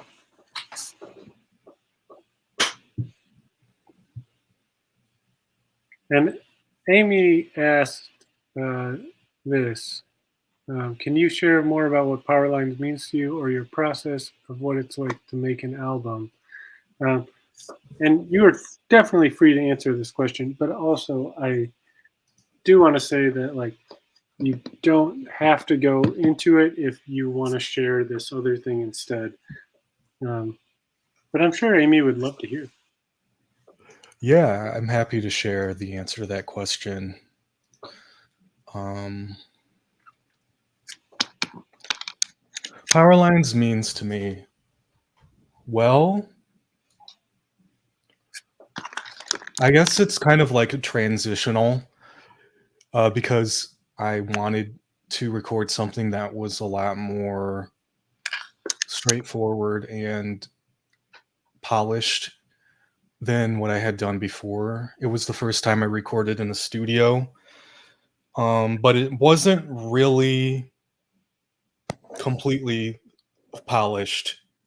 So it is transitional in that way. And it definitely gives me a very strong image, which I think helped me uh, create the artwork for it and stuff, which was like sunset and power lines and that kind of thing. Like power lines against sunset driving, and there are power lines on the side of the road, and at sunset. Um,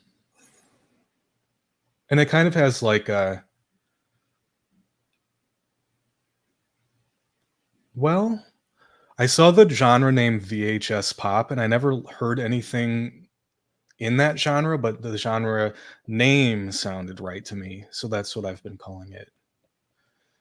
And it also probably one of the few things I've ever done that has kind of like an 80s vibe to it. And that was a little bit there from when I did it a little bit because of some of the synths I used, but I worked with a producer in Montana who's friends with Jake and I, named Jake at Orangutan, or is it Orange Orangutan Studio? Orangutan Studios. Yeah. So he definitely brought that out, and I think that he really likes 80s music, and it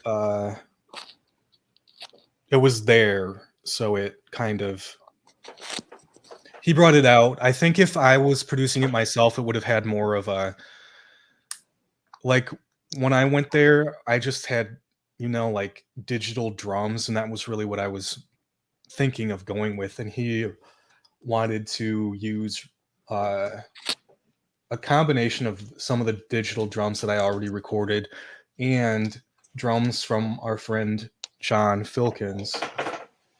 So He wrote that song earlier. yeah, that's true.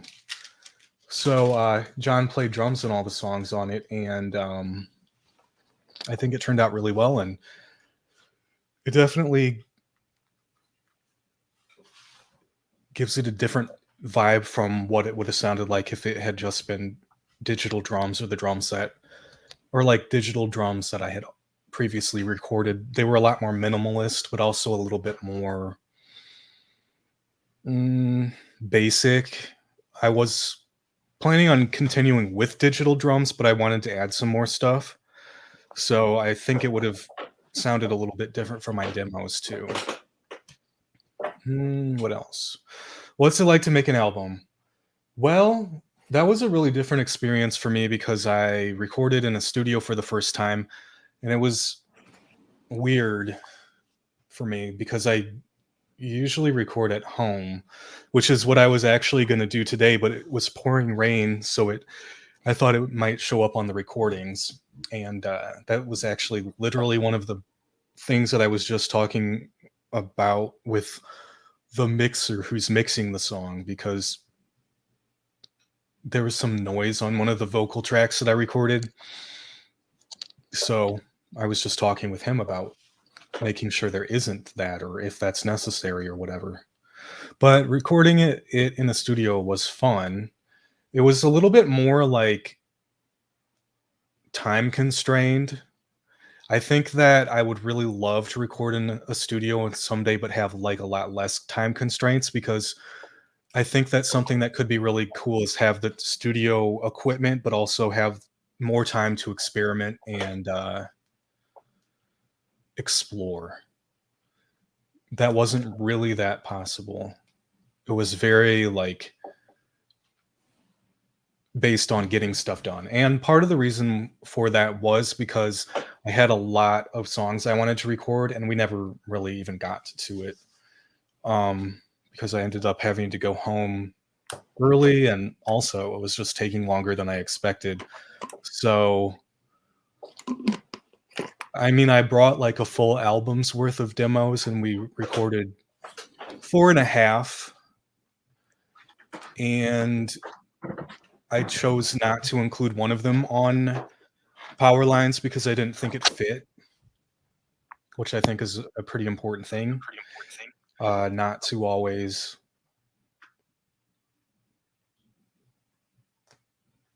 just like release everything. Even, I mean, I think it can be good, but I really wanted it to, and really want going forward to have like what I release to have like a cohesive and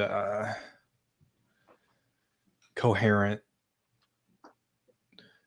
vision that is coming from my mind, and not just kind of like put something on it because it's cool. For one thing, that song did not have an 80s vibe at all. I'm excited about putting it out though. It's one of my favorite songs I've ever written. So you'll hear it someday. Toy Guns? Mm-hmm. And then the half song that we recorded parts of but didn't finish was called Winter's Coming. I don't know if I know that one. You probably don't. Yeah. I don't know what I'm ever going to do with that one. I think it's good, but it's very dated to me personally, to like very specific like time references, that kind of thing. So I don't know what to do with it, but we'll see. Yeah, it definitely had like a lot of different like little influences that were influenced by the, so yeah, the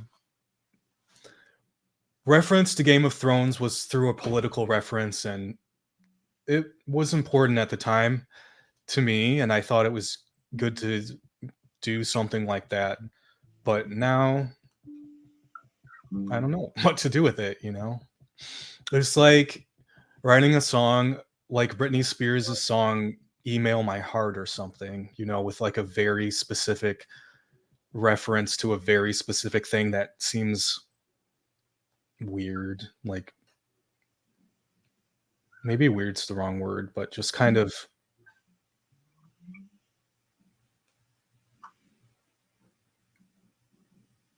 not, it doesn't make sense.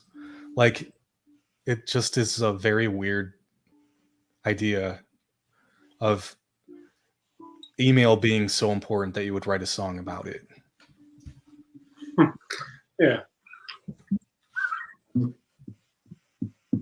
I played a song earlier on here that was also weird and specific.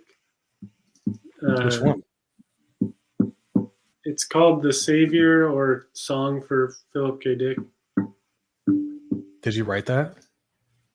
Yeah, Have I ever heard it? Doesn't sound familiar. maybe it was on that album of songs that were. Oh, hello.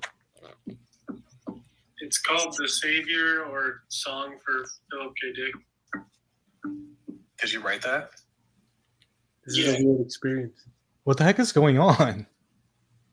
Amy was still watching. Oh, hi. Sorry, I didn't mean to echo.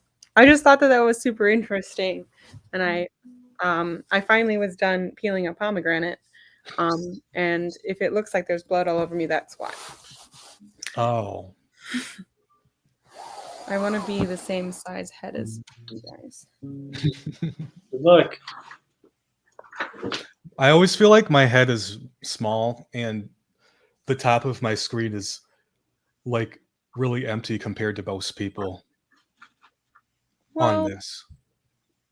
right now it looks like we're all FaceTime shaped, you know? Oh yeah, that's true.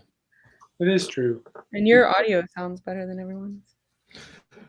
I have a microphone plugged in Yeah. because this is like my recording area, and so it's just always here. So it's very convenient for that reason. Well, I queued up power lines in my Spotify. Looks like I'm a line cook right now. In my Spotify, so I'm excited to listen to that. Cool. I'd love to hear your thoughts. Yeah.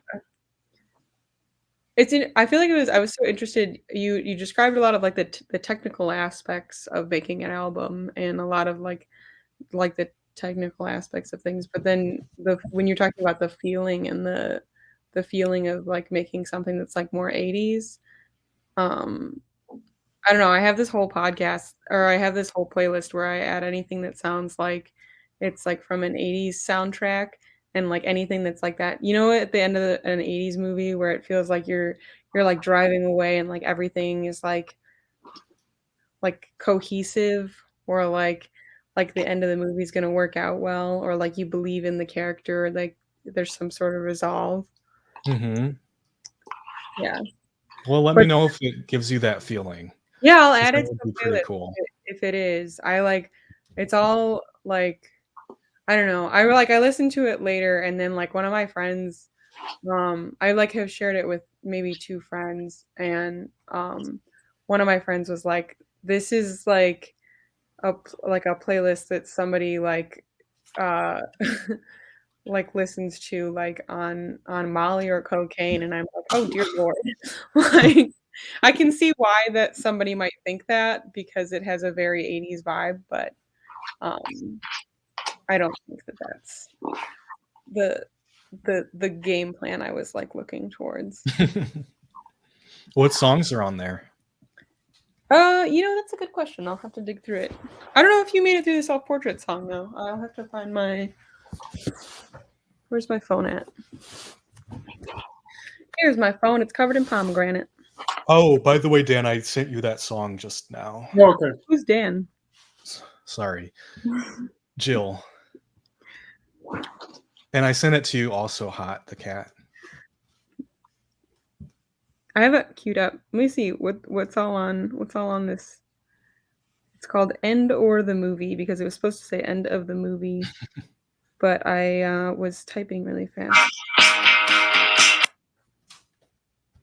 It's not really 7 minutes long, by the way. Okay, I was wondering because that does seem like it's a long time. Yeah. This playlist includes Fireworks by Animal Collective, It's All Right by Matt and Kim, The First I Love You from the soundtrack from what is the name of this movie? From Stranger Things, which is also like an 80s vibe, and then Heroes by Peter Gabriel, Pyramids by Frank Ocean, Punk Rocker by the Teddy Bears, Dumb by George Clanton. It keeps like it goes on and on and on, but I feel like and Simple Song by the Shins and Born Slippy by Underworld, which is I think I can't remember what soundtrack that is, and Hey Jude on there as well. I think the only song I've listened to from there is Hey Jude. Take Me Home by Phil Collins is also on there. I don't know if I've ever heard that. I feel like some of these you've probably heard. Could be. I recently Possibly. added a Donna Summer song yesterday to it. Which one? Our Love. Because I've had a song stuck in my head all week that I can't get out of my head. And I like hummed it into voice memos, texted it to 3 friends. I can't find the name of the song. And maybe if there's anyone out there listening or now or previous, they can maybe help me.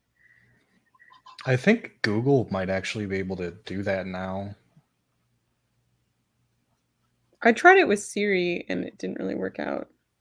But maybe I'll try it with Google. Siri fails me often. It's like working. Something went wrong. What went wrong, Siri?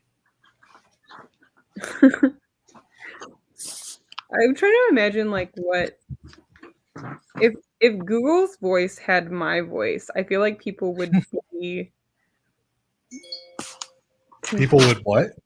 I don't know. Like if you had the voice of Siri, would people feel resolved with their issues or comforted or you know what I mean? They'd probably tell you sound like a robot. That's I heard someone speak the other day and they sounded a bit like a robot. People tell me that I sound like a voice recording, especially when I was working as a at a call center. Even people who answered the phone sometimes thought I sounded like a recording. Did you work at the NIU call center also? Actually, no. I worked at one in Clinton, Iowa. Oh man, working at a call center is so hard, and I feel like It's horrible. Since then, I am so nice to people on the phone. It really humbles you. Yeah. At a certain point, I just started hanging up on horrible callers, and then I decided to quit. You know, I think everybody goes through that process. I don't think I've known many people to work one of those jobs for a super long time. But there are people that are really skilled at it and enjoy that work. And for those I don't understand how. Yeah, I don't know either, but I have a friend who's done it for the better part of maybe 15 years. And Oh my God. well, it's like health research, which is different. Like, because I used to call people and I would go. Actually, I love asking this question at parties. I say, what's the first job you worked where you answered a phone? And everyone can still, like almost everyone can still do, hi, thank you for calling Amy from Lindsay's Hardware. How can I help you today? I can do that. Or hi, my name is Amy. I'm calling from Northern Illinois University on behalf of the Illinois Department of Health and I can't remember the entire thing because it was kind of long, but What was your job? we would call and ask people about their health and health practices in order to like to ask them questions about health. Like, so would ask them the questions, and then like they take you through a study that like asks questions about different like health tests that you've done and just like stuff that I've said the same thing 3 times trying to answer this question. But essentially, those You- studies are used to allocate money towards um like government funding towards certain things. So like say a lot of people in like DeKalb County happen to say that they like all have diabetes and more funds might be allocated towards diabetes research or diabetes like related funding in that area if lots of people answered that question. I see. Where did Dan go? Where did Hot go? Hot. Oh yeah. I'm gonna take off my hat because I feel like it's making it look like I'm a line cook. You did look a lot like a chef or something. I think I'm rid of pomegranate, but we'll see. I have a pomegranate in my fridge that I keep wanting to eat. Wait, but- have you what's the first job that you can remember answering a phone at? I worked at a website in my hometown, and I think I sometimes had to answer the phone there, but not very often. I love What to was- hear how many people like can still remember to this day. And I remember my family like trained us to like I would answer the phone like this is the Sheltons, like how can I like I think I would say like how can I can't remember whether it was like how can I be of service to you or like how Oh, can I correct How your can I be of service to you? I don't know. Like I said, like to whom do you need to speak? That's who I said. That's what I said Wow. every time, and it was so funny because like my family like would say like that I was trained to like be a secretary or something because That one of my sounds a it lot was like my dad's friend's wife told me to say that when I answered the phone because she always got frustrated because she would like end up talking to me for 10 minutes and then when she was trying to reach my mom or dad and then find out like oh yeah my dad's not home. that seems like a weird solution to that situation. It really is. It seems kind of peculiar. However, it was Like probably very helpful for her when she called the next couple times. probably. I don't remember what I was supposed to say at my telemarketing job.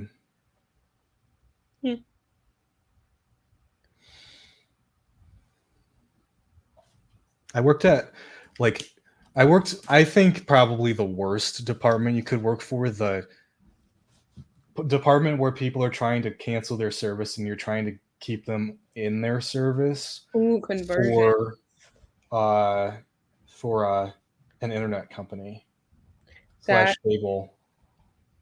seems horrible. It was horrible because my job was literally to make people mad and somehow deal with that.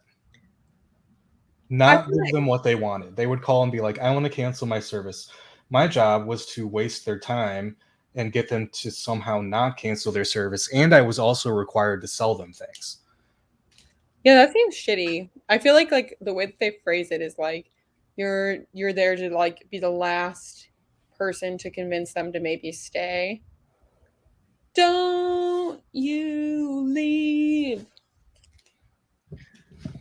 I'm That's gonna a- text Hot the Cat because I wonder if Hot the Cat knows that the stream has been cut off. yeah, I don't know.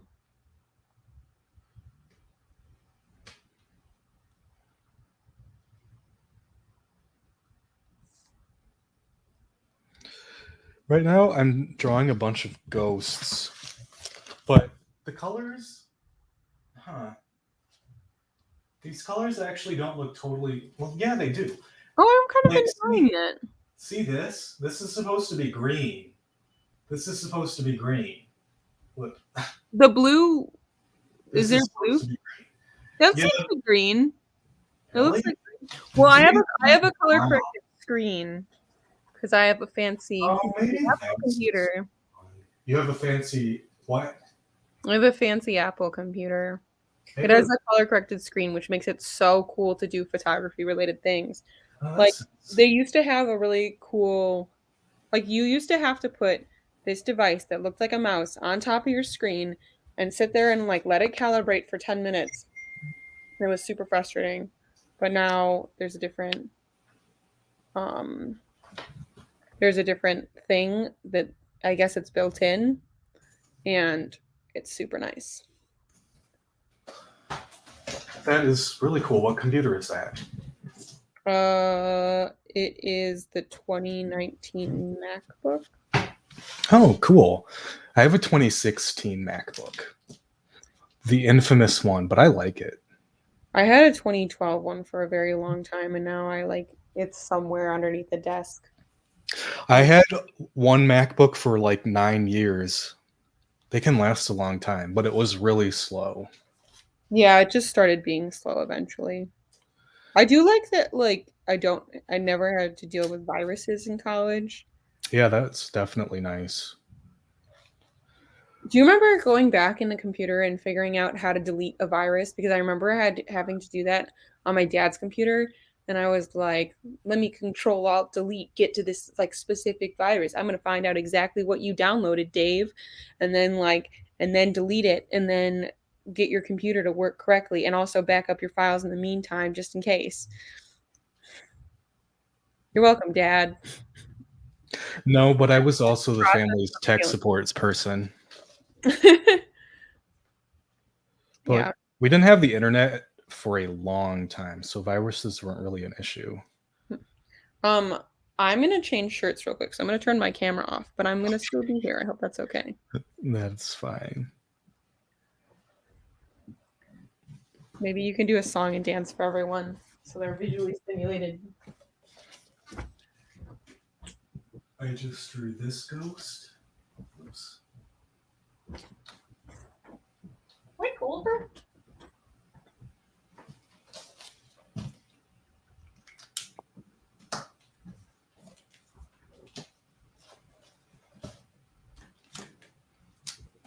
Do you have Christmas plans this year, Max?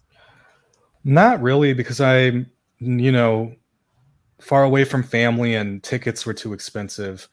But I am gonna FaceTime with my family. That'll be nice. Yeah.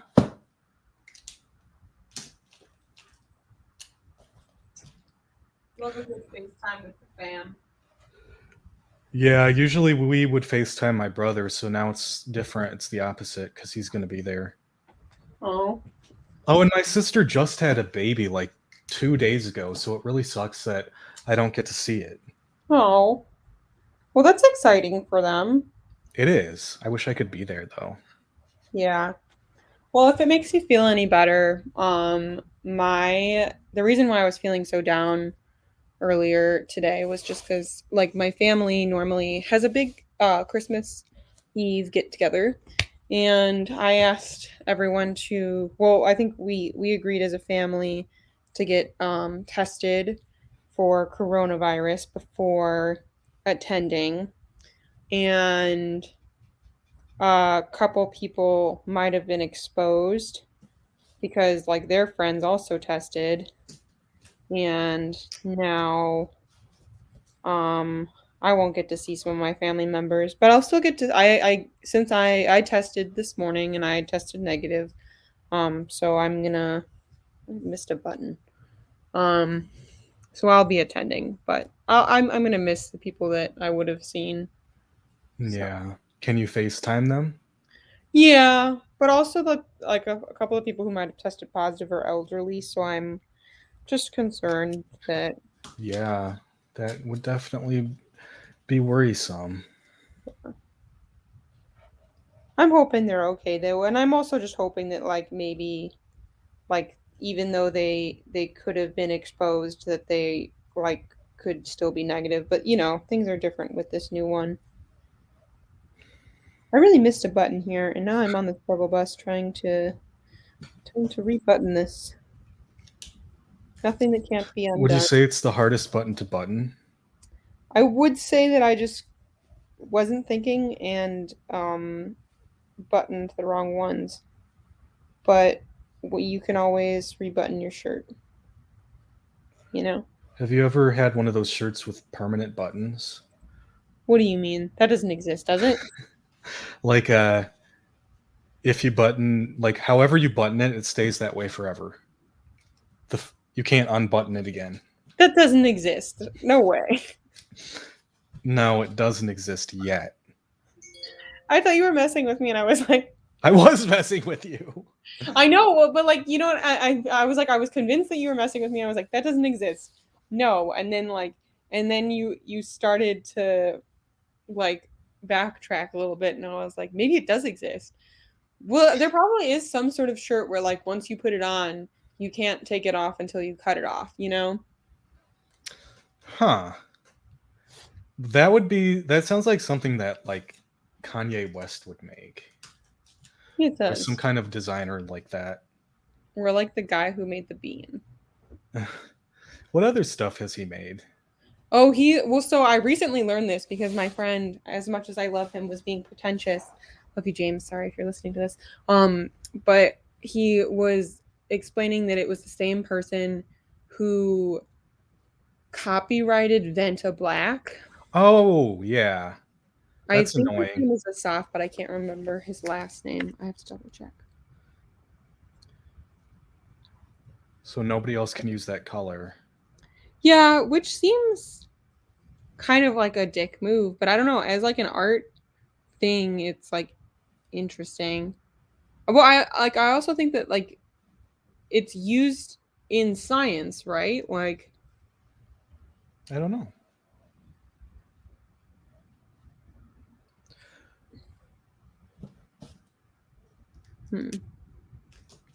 Okay, Vanta Black is a brand name for a class of super black coatings with total hemisphere reflectances below 1.5 in a visible spectrum.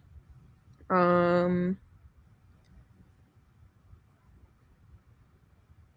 original Venta Black coating was grown from a chemical vapor deposition process, CVD, developed by Surrey Nanosystems in the UK and is one of the darkest coatings known. So I guess he just like copyrighted the paint, not like he wasn't the maker of it. But we'll find out as I read on.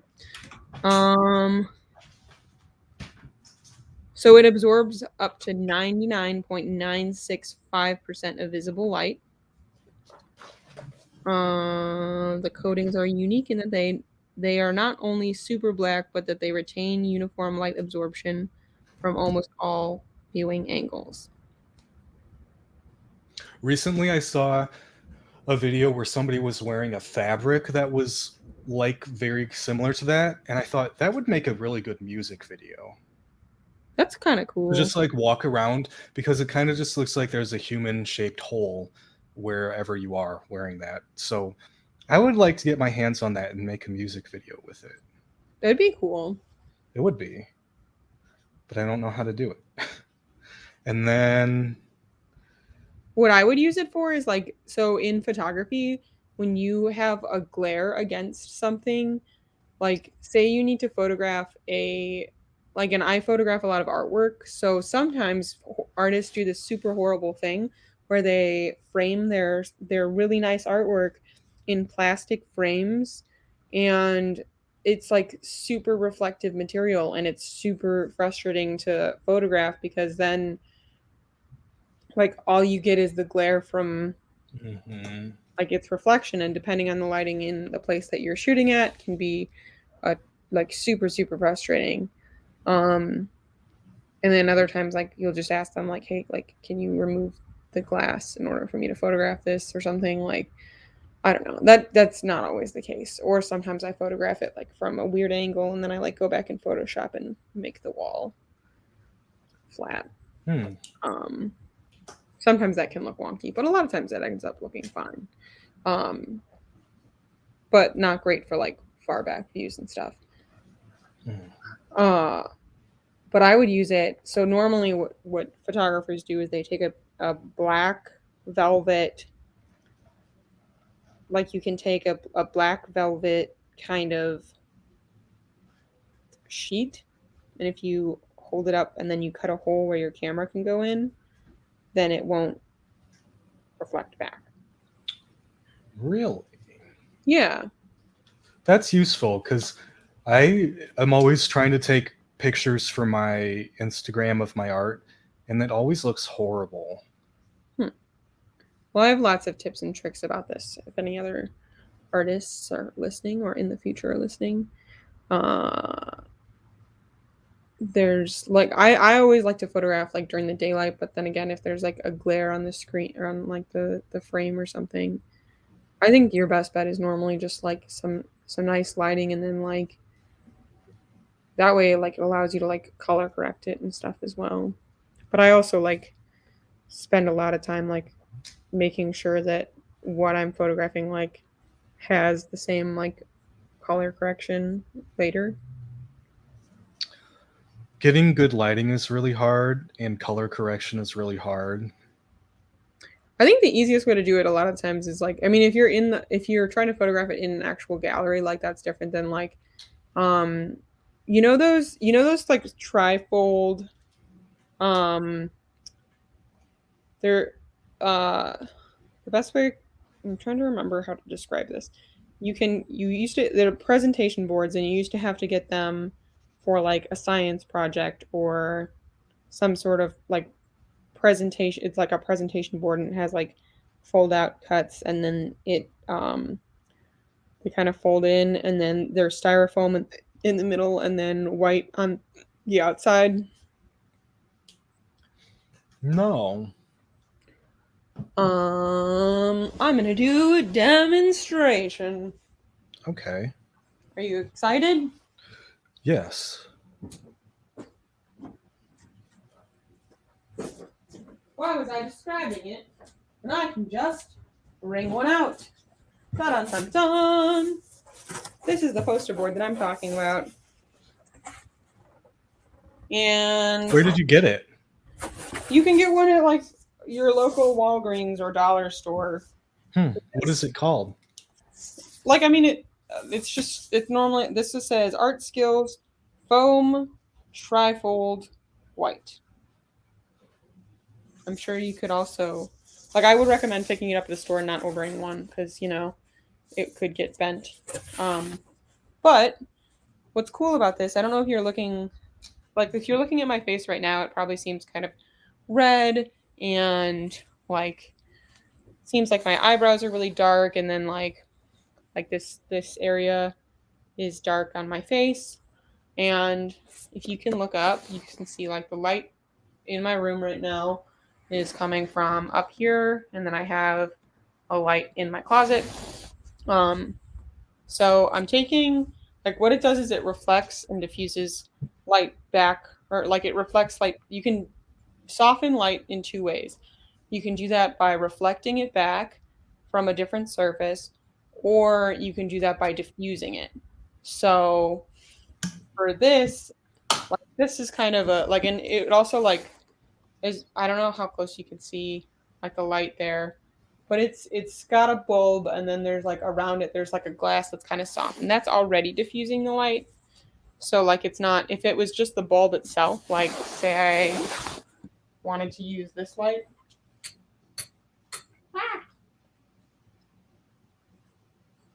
This is not a great example, but, like, it's super high contrast, right? Like, right next to my face. Yeah. Because, like, those shadows are really, really dark, or, like, really, like, you can see, like, one side of my face is entirely lit and the other side is dark. So Right. it's, like, super high contrast. But to diffuse light, let me find a piece of tissue paper.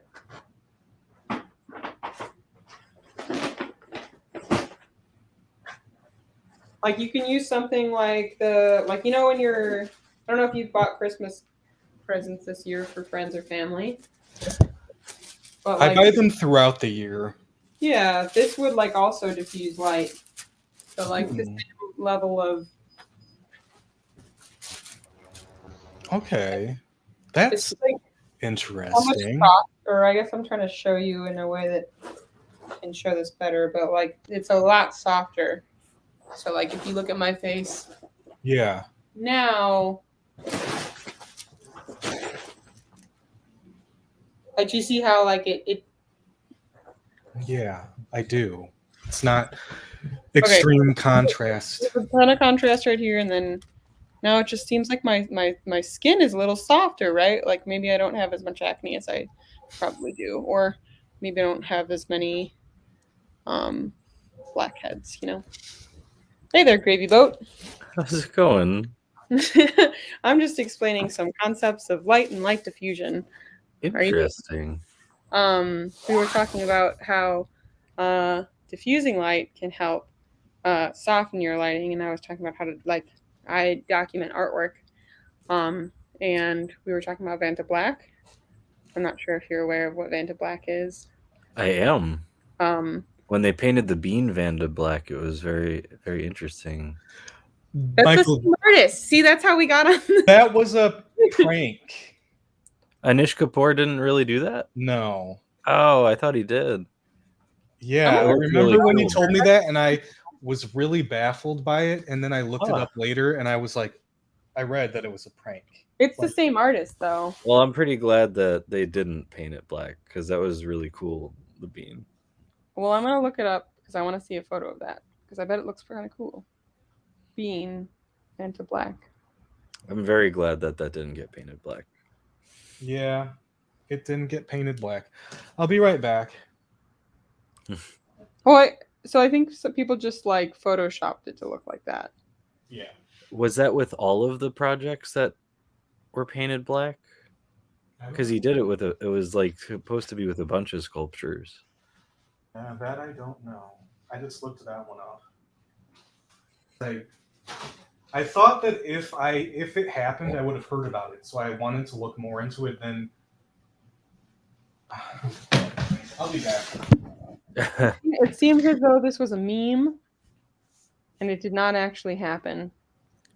But I can see why they might have done that because I recently found out that the artist who made the bean also was the person who like tried to copyright Vanta Black.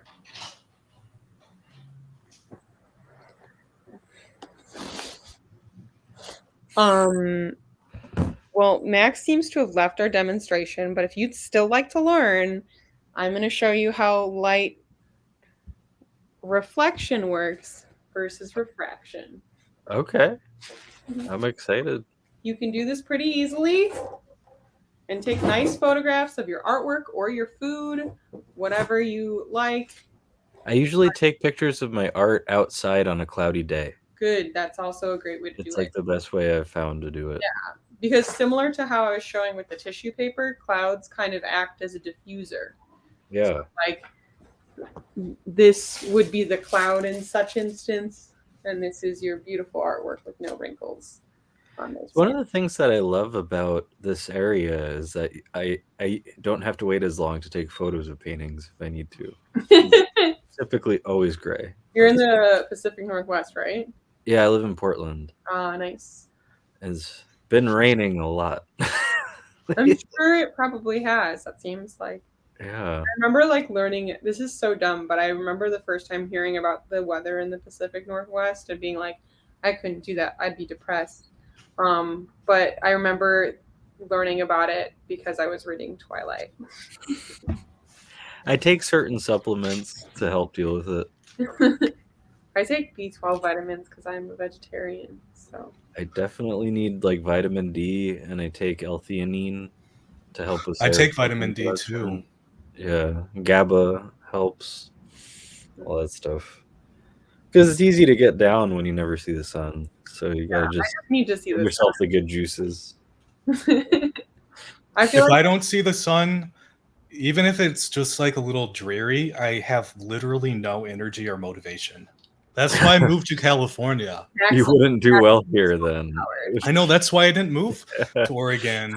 I really like Oregon, but or Seattle. I was thinking that too, but I realized it just would probably be a very bad fit for me. See, I have like too much like anxiety and energy, so like chilling out a little bit is actually I have kind of that suits me too. very well.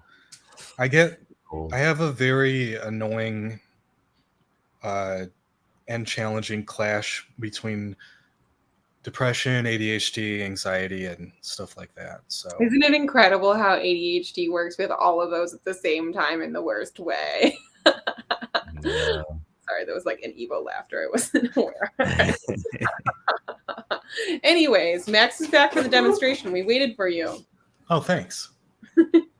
I was like slightly being sarcastic because we really just got distracted. So like I The can show is about distraction. I can block light with one of these, see how like none of the light is getting to me.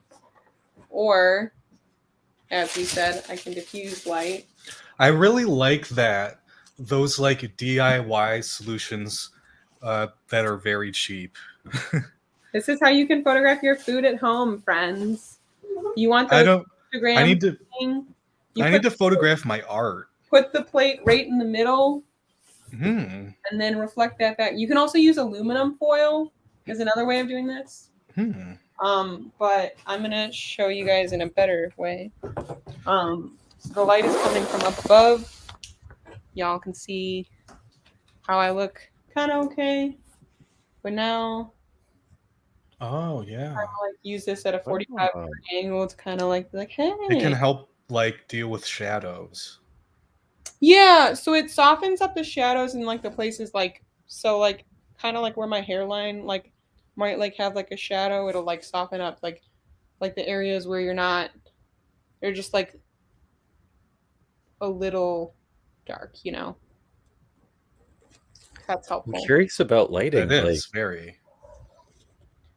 This is like I feel like I always teach this to like beginners. I feel like this light gives a really weird. Do you see that purple line? Yeah, it has a purple haze. You want to know that This is a grow light is on my cactus. oh never mind.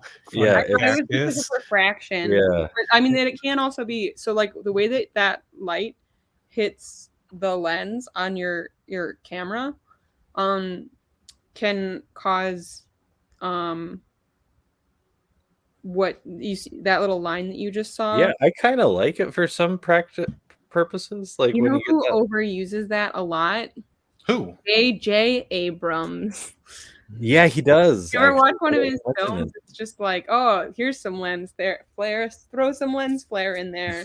Let's add some more lens flare.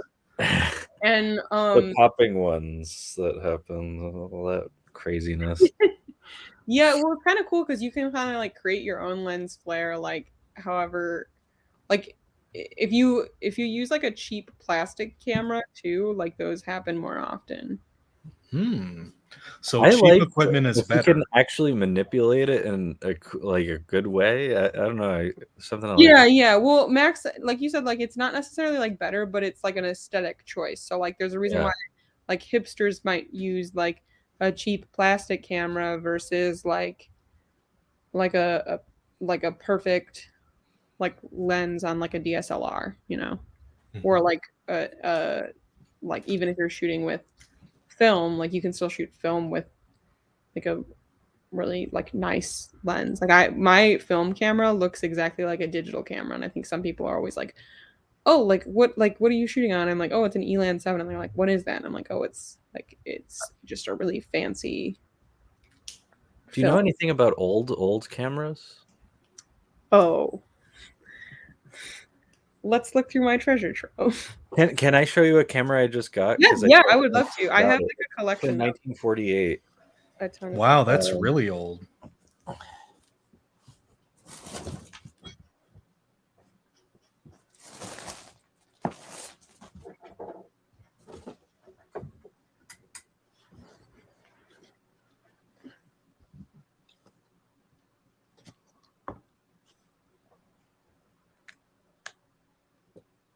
I'm so excited to see this.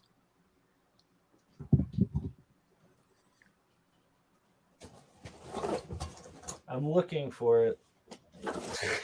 Look faster. I'm doing my best. I don't know if I'm going to be able to find it on this broadcast. Ugh, come on, I was so excited. It's okay if you're not. In the meantime, this is a Kodak box camera. This is from the 1900s. Cool. Nice. Does that use any kind of battery or anything? No, it's just a Yeah. it's a box. It with just a hole. exposes film. Yeah, so like if you can look really quickly, everyone look. Do you see that little hole that comes up? Yeah. It's the shutter. Yeah, so like the shutter right here is like what releases like that little lever. It allows that hole to show through for a second. And you can like look through this viewfinder. And then I can take this camera apart too. So camera actually is in like the first like word for camera comes from the word room. And it would be like if they like covered up like a whole room. Camera obscura. Yeah, camera obscura. So like if they I covered find up, that fascinating that that's possible. yeah, like essentially what happens is everything that's like if you covered up a room entirely light tight with like entirely like I used to make like my beginning students like I used to create a a camera obscura or like the beginning students in like I say my beginning students, but I was just like a TA. And the teacher was like, "Hey, will you go make this room all day?" And I'm like, "Sure. I have 2 hours today to help you with this." And like everything that you like you make the room light tight and then you have one tiny hole so that light can seep in, and then as people like come in you like shut the light room off to light again. Sorry, I'm having trouble taking this apart because I was talking. I did that in freshman year of college. Yes, It was a really cool thing. you had a cool teacher. So This is the I found it. This is the one. If you Cool. camera. So I haven't used it yet, but there's a roll of film in here that's half exposed, and I wonder what the chances are of being able to get it developed. Well, let's see what kind. Because it takes like I have a camera like that. The most difficult camera to open every time. I have a camera that's so much like that one. I have one of those somewhere around here. Trying to get it to pop out. It's in a box. It's like you have to. I would. Like it opens like this. Yeah. Yeah. But I'm so excited to get it developed and see what is on here. You should do it sooner rather Do you than think later. that it will work, or is it sat too long? Well, what's the name of the camera? It's always worth a Google. It's a Kodak Tourist. I forgot to finish that thought, just in case anybody is watching in the future. Like, what happens when you have a camera obscura is that everything is on the opposite wall and it's upside down, and you can see everything that's outside of the room upside down displayed on the wall. Yeah, it's so cool. I can't. It's really interesting. It's hard to understand how that works. What chemicals cause the image to stay? Like, what are the photosensitive chemicals that make it function? Well, we just like called it fixer, but I'm trying to remember the exact chemicals. There's like a silver. I can't remember whether that's in the actual paper, but I remember. You don't have to. I've heard of like tin prints and silver prints and like all that kind of stuff, but I can't remember the exact one, or I can't remember the chemicals specifically, but they just called it fixer. Okay, so it was a Kodak Tourist. Did you guys know that they knew about the camera obscura all the way back in like the Roman ages, and artists would use it for drawing? yeah, it's a big controversy with how they teach art history. Why? Yeah, well, it's actually the First people because of perspective, and like their whole thing was like talking about how they invented perspective. But if they were using camera obscuras, you don't know like what was. That's a good point. was Yeah. it But von Eyck or something? Yeah, Yeah, because he that was an art dealer who made some like, really great. into it is so trippy. what? You're like, how? Okay, help me out. Help me out. Jan I'm van finishing Eyck. so many thoughts. Jan van Eyck. Someone display the picture. What about him? Jan Used one. They think. van. He used a camera obscura I think so. for Yes. what I think that purpose? that's how he got It's a his debated perspective thing. so well. Huh? Okay, I'm gonna share my screen in order to show everyone. Share screen. Sharing screen. Where is Hot today? Was he here and he left? He's eating soup. That's what he told me. I Soup don't is know kinda why he's not back yet. difficult to eat. And fun. Yeah, that's the one. Okay, so Jan van Eyck, and then He's wild. this Oh, image, yeah. and then like they're like, how did these perspectives, like, how are they so good? Like, how did you do that? Like, because the dog doesn't look weird like all the other dogs at this time in every painting, but it's more this that's so trippy. Yeah. I remember that picture very well from junior Art- high art art or history. junior high history class. It's a cool one. That chin dimple. Oh my god. So they think he used a camera obscura. They think so, or at least that's what they've talked about. They talked about that in my art history class.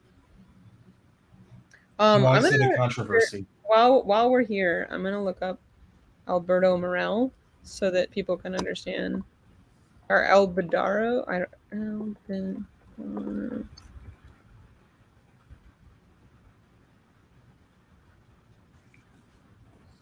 So Alvaro Morel does this really, really cool thing where he goes to hotel rooms. So this is like an explanation of how the camera obscura, or like how it works. Mm-hmm. And this is an image that he made. This is a box that's just cut, and it's like light tight, and of course like the camera that's like taking this picture like had to be on like a decent long exposure in order for this to show up. But this is how cameras work. But he does this really cool thing where he goes to hotels like with like the best view possible, creates a light tight area, and then sets his tripod up and lets it expose for like a really, really long time in order to like get the view of what it looks like outside the window. That's a cool idea. How does that deal with the light changing? I don't really know, but I'm guessing that it's just kind of like as if it's a long exposure, because like there's a thing called reciprocity failure, which I'm not going to get into because that's like super complicated. But like when you take a picture of, like when you take a long exposure of the sky at night to like try to get pictures of The moon.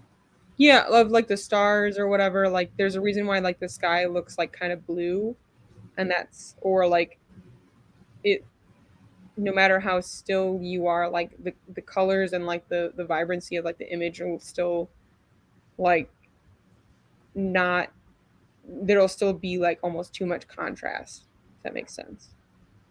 The way the light looks in that box is so cool. Yeah, right? Like trippy. And it's weird because it's like a 3D thing that becomes 2D right in front of you. Huh. I'm trying to And figure they out took a picture of it taking a picture. You know what I heard recently? A four-dimensional object if there was a four-dimensional object like passing through our three-dimensional world, it would just look like an object that was getting bigger and smaller, but staying in the same place. What do you mean by four-dimensional? Like we have a three-dimensional world.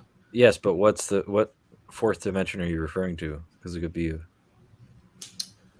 I don't think that they Time? know what the fourth dimension is. I mean, I thought it was time.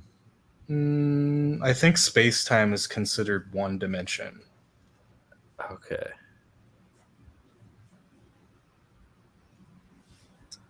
There are a lot of them. I think there's a lot of dimensions out there. Well, I hope that was a cool little photography lesson for everyone. Thank you for that. That was really interesting. Yeah, I wish Hot was here. I feel like I'm sure that he would enjoy that. Well, he's eating Probably soup, gonna say so he can't be here. That's I all. wonder what kind of soup it is. You got binoculars? I think I mentioned these in another show at one point. These are opera glasses. I don't know. My dad and his friends were cleaning an old lady's house, and I remember specifically like my mom referred to this woman as an LOL, a little old lady, and then my mom thought that that's what LOL meant, or she was just trying to be cool. I can't remember. Like she's I've like, never heard that, but it's good. It's like that. I don't know, an interesting lady, but I Will don't. little old man be alone? It depends if he has a wife or not. Oh, okay. That really made me LOL, you know? I cannot get this apart for some reason. Like my brain is just like it might be broken and that's why, but like I'm just afraid to pull it because it's from the 1900s. So I mean, Yeah, you don't want to pull things from aren't the all of us from 1900s. the 1900s? huh? Aren't all of us from the 1900s? All right. Just the tail end of the 1900s? Oh, I thought that was Max who said that. I was like sassing him. I guess Oh, you I'm sass sassy today. me, I had but not such a Michael, fucking crazy or day today Gravy? at work. It was nuts. Oh man, tell me about What your day. happened? Oh, it's the day before Christmas Eve in a grocery store. It was Oh fucking crazy. shit! It was nuts. Wait, you work in a grocery store? Yeah. Oh, I'm so a sorry. fancy one, but it's like fucking crazy. Did you think about calling in sick? I did, but I didn't want to screw my team over. Yeah, so wouldn't do that to your coworkers. I just did it. That's But I why had a lot of I fun like working by yesterday. myself. Yeah, I would like to at some point in the future. If it makes you feel any better, like I work in a corporate environment, and like the day before Christmas Eve is also like a lot of people like request PTO at the end of the year because they like you have to use all your days, and I did that, but then I have like not an assistant, but like somebody who works with me to help me get my job done because there's literally too much for me individually to do. And he's a freelancer, so he wasn't working the past 2 weeks, and I was like crying because I was so busy. And it doesn't really change all that much whether you work in retail, but you probably also maybe don't have to deal with Karens as often. When I you don't work know. I'm retail, pretty you have good to work. dealing with people, like customer service wise, and Huh? pretty good at dealing with the rough ones, customer service wise. I feel like the true thing of kill 'em with kindness like works to a certain degree, but then there's like another part that's just like I don't believe in humanity anymore. There's sometimes how where I I will feel. just give up and walk away. Just like, okay, you're having a day. So Yeah. I'm here if you need anything specific, but I think you have a good voice for customer service.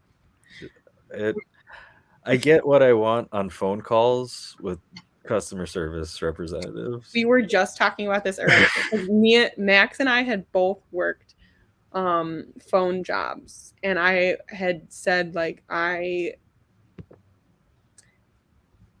did that. I'm so nice to people on the other side of the call now because I know how mean people can be when they don't see your face. And I remember when I worked at Starbucks also, they have a video call Like they have a video access. I don't think that people know that when they're going through the drive-through that we can see them.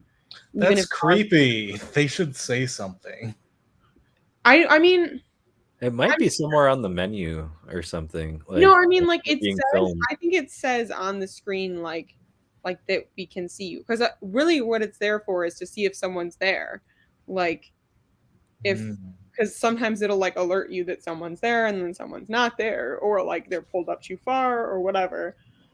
That's what it's there for. So I'm pretty sure that like that's why it was there. But I'm friendly, so I got stuck in drive-through all the time because I'm like hi, like what can I get for you today? And then like you like start their order or whatever.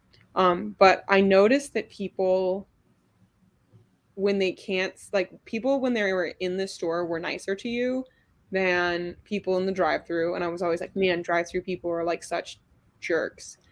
And it's I'm assuming like they have less time to spend like if something goes wrong, and two, they can't see your face, like so. Another factor may be like I go through drive-throughs if I don't want to interact with people, so maybe that's like yeah, I'm sure a that's contributor to grumpiness. But I noticed that when I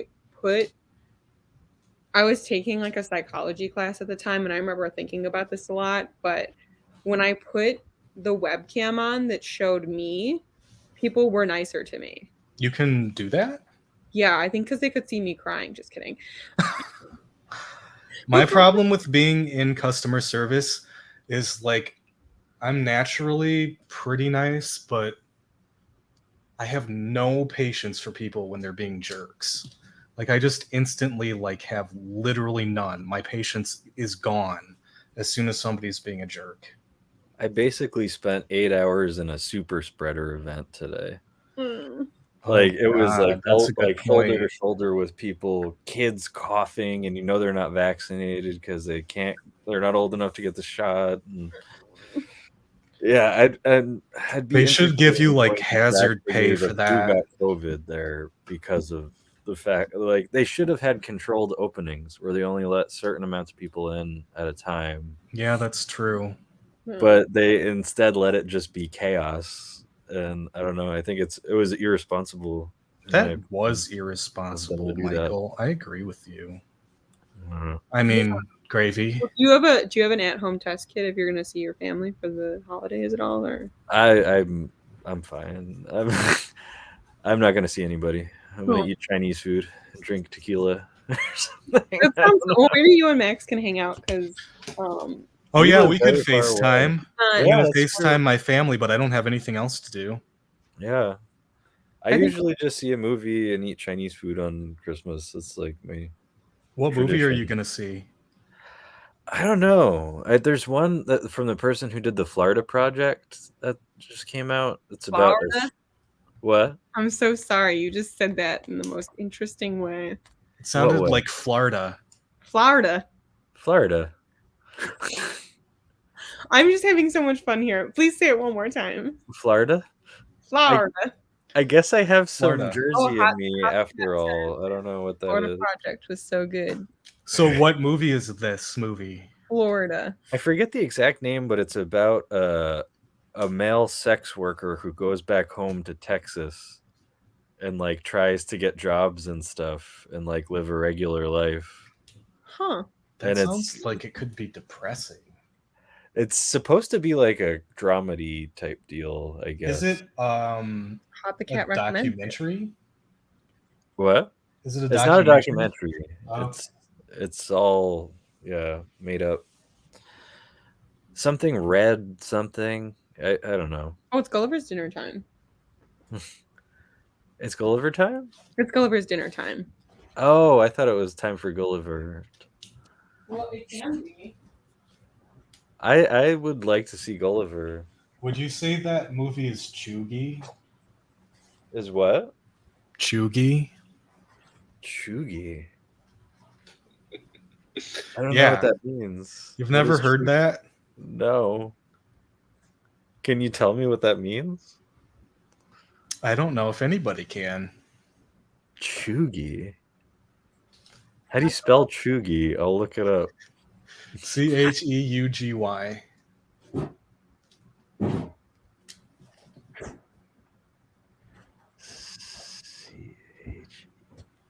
evening, my friend. It is time for some lettuce.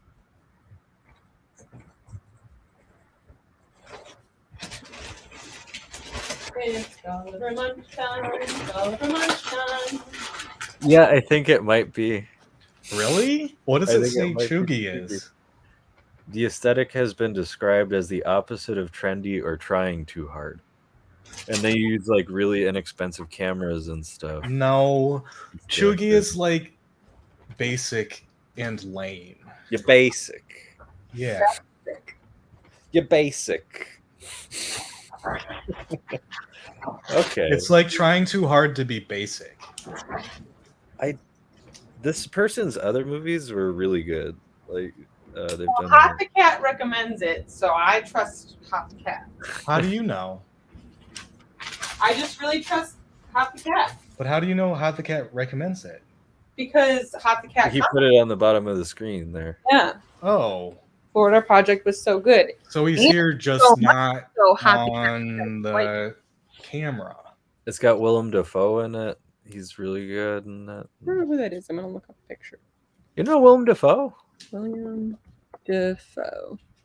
What about Wilma Dafoe? Well, when he's playing Wilma, He played Wilma? yeah, it's Willem. Yeah. He's from Appleton, Wisconsin. Huh. That's right near where my cousins live. He's quite an art collector. Really? What kind of art does he collect? I think all kinds. It's got a big collection. I'm gonna type in William Dafoe art collection. I don't think I've seen It's any. actually not William, it's Willem. Yeah, it's Willem. Oh, you know, my brain did that thing where it just like fills. In the blanks. Yeah. Art collection. I can't say I've ever looked up his art collection. I just Well, I'm doing it now. Here, I'll share my screen so we can all. yeah, please do. He looks kind of scary looking. Yeah. Yeah, he He's does. just kind of like. I mean, does he play scary characters? The whole gamut. He does it all of them. Ryan always makes fun of me because I think that Steve Buscemi's kind of hot. Oh, he's Some gorgeous. people think that about I don't him. know. There's something about him. And then I looked Oh at yeah. a picture of this guy that I used to date, and I was like, now I know. And then like Ryan like cackled because he was like, "You're." These are more just pictures of Willem Dafoe. Yeah, I'm having a hard time finding any like art. He did play Van Gogh. I didn't see the movie, but it was Julian Schnabel who did the movie, and I'm not keen on Julian Schnabel. Why not? He's a pompous son of a bitch. Is that the one with the slow painting? What do you mean? Like where like the stop motion one? It just came out. I didn't see it, so I can't tell you. Oh. I think you're thinking of a different one. This was like a couple years ago. It was the first movie I ever went by myself to go see. Really? Really? Yeah. The first movie I ever went to see by myself was Scott Pilgrim. Interesting. I don't see. And it was only because I had nothing else to do and I was waiting for my friend. And I'm really glad I did. It was fun. I like seeing movies alone. Yeah. So this was like my goal. I had always like had a romantic partner, and this was like I was living with the perfect roommate to go through this like challenge to myself. And like my friends had like given me shit for years, like oh, like you always have like a boyfriend, or like not always like a girlfriend too, but like I had like always been dating someone, so I like never learned to do certain activities by myself. And I was kind of like, well, I really want to see this film, but I don't have anyone to go see it with. And like I had just broken up with like a boyfriend that I was with for a year, and I was like, I really want to see this film. And my friend was like, you've never seen a movie by yourself? And he's like, my roommate was he's in his 40s, or at the time he must have been like, I think 43, and I was 23 or 22 when I was living with him. And I had like never done a lot of stuff by myself, so I like trained. He was like, I can go with you to a restaurant and we can sit on opposite sides of the restaurant and like I'll check in on you if you need me, but like just sit there and it really changed the way that I thought about things. But I will So say interesting. I was exhausted. I drove to go see that movie, and then I was like really anxious because it was in my it just happened to be in the person that I just broke up with's like hometown, or like right next to their hometown. So I had to drive like basically past their house to go to this movie theater, and I had a panic attack. And then like when I got into the movie theater, I was like, okay, it's fine. Like I got to this theater by myself. I wasn't the only person that was there by myself, which made I was one of few people that were there by themselves. But when I sat down, I watched the first half of the movie, and it was so calming that at a certain point I did fall asleep for like 10 minutes of the movie. Because it's a stop motion film. And also like when you're going through like a rough emotional like time to like watch a movie about a really really sad movie about a man who like killed himself, like it just, I don't know, it left me in a weird headspace, like not like in a sad way, but more just in a way that I was just like,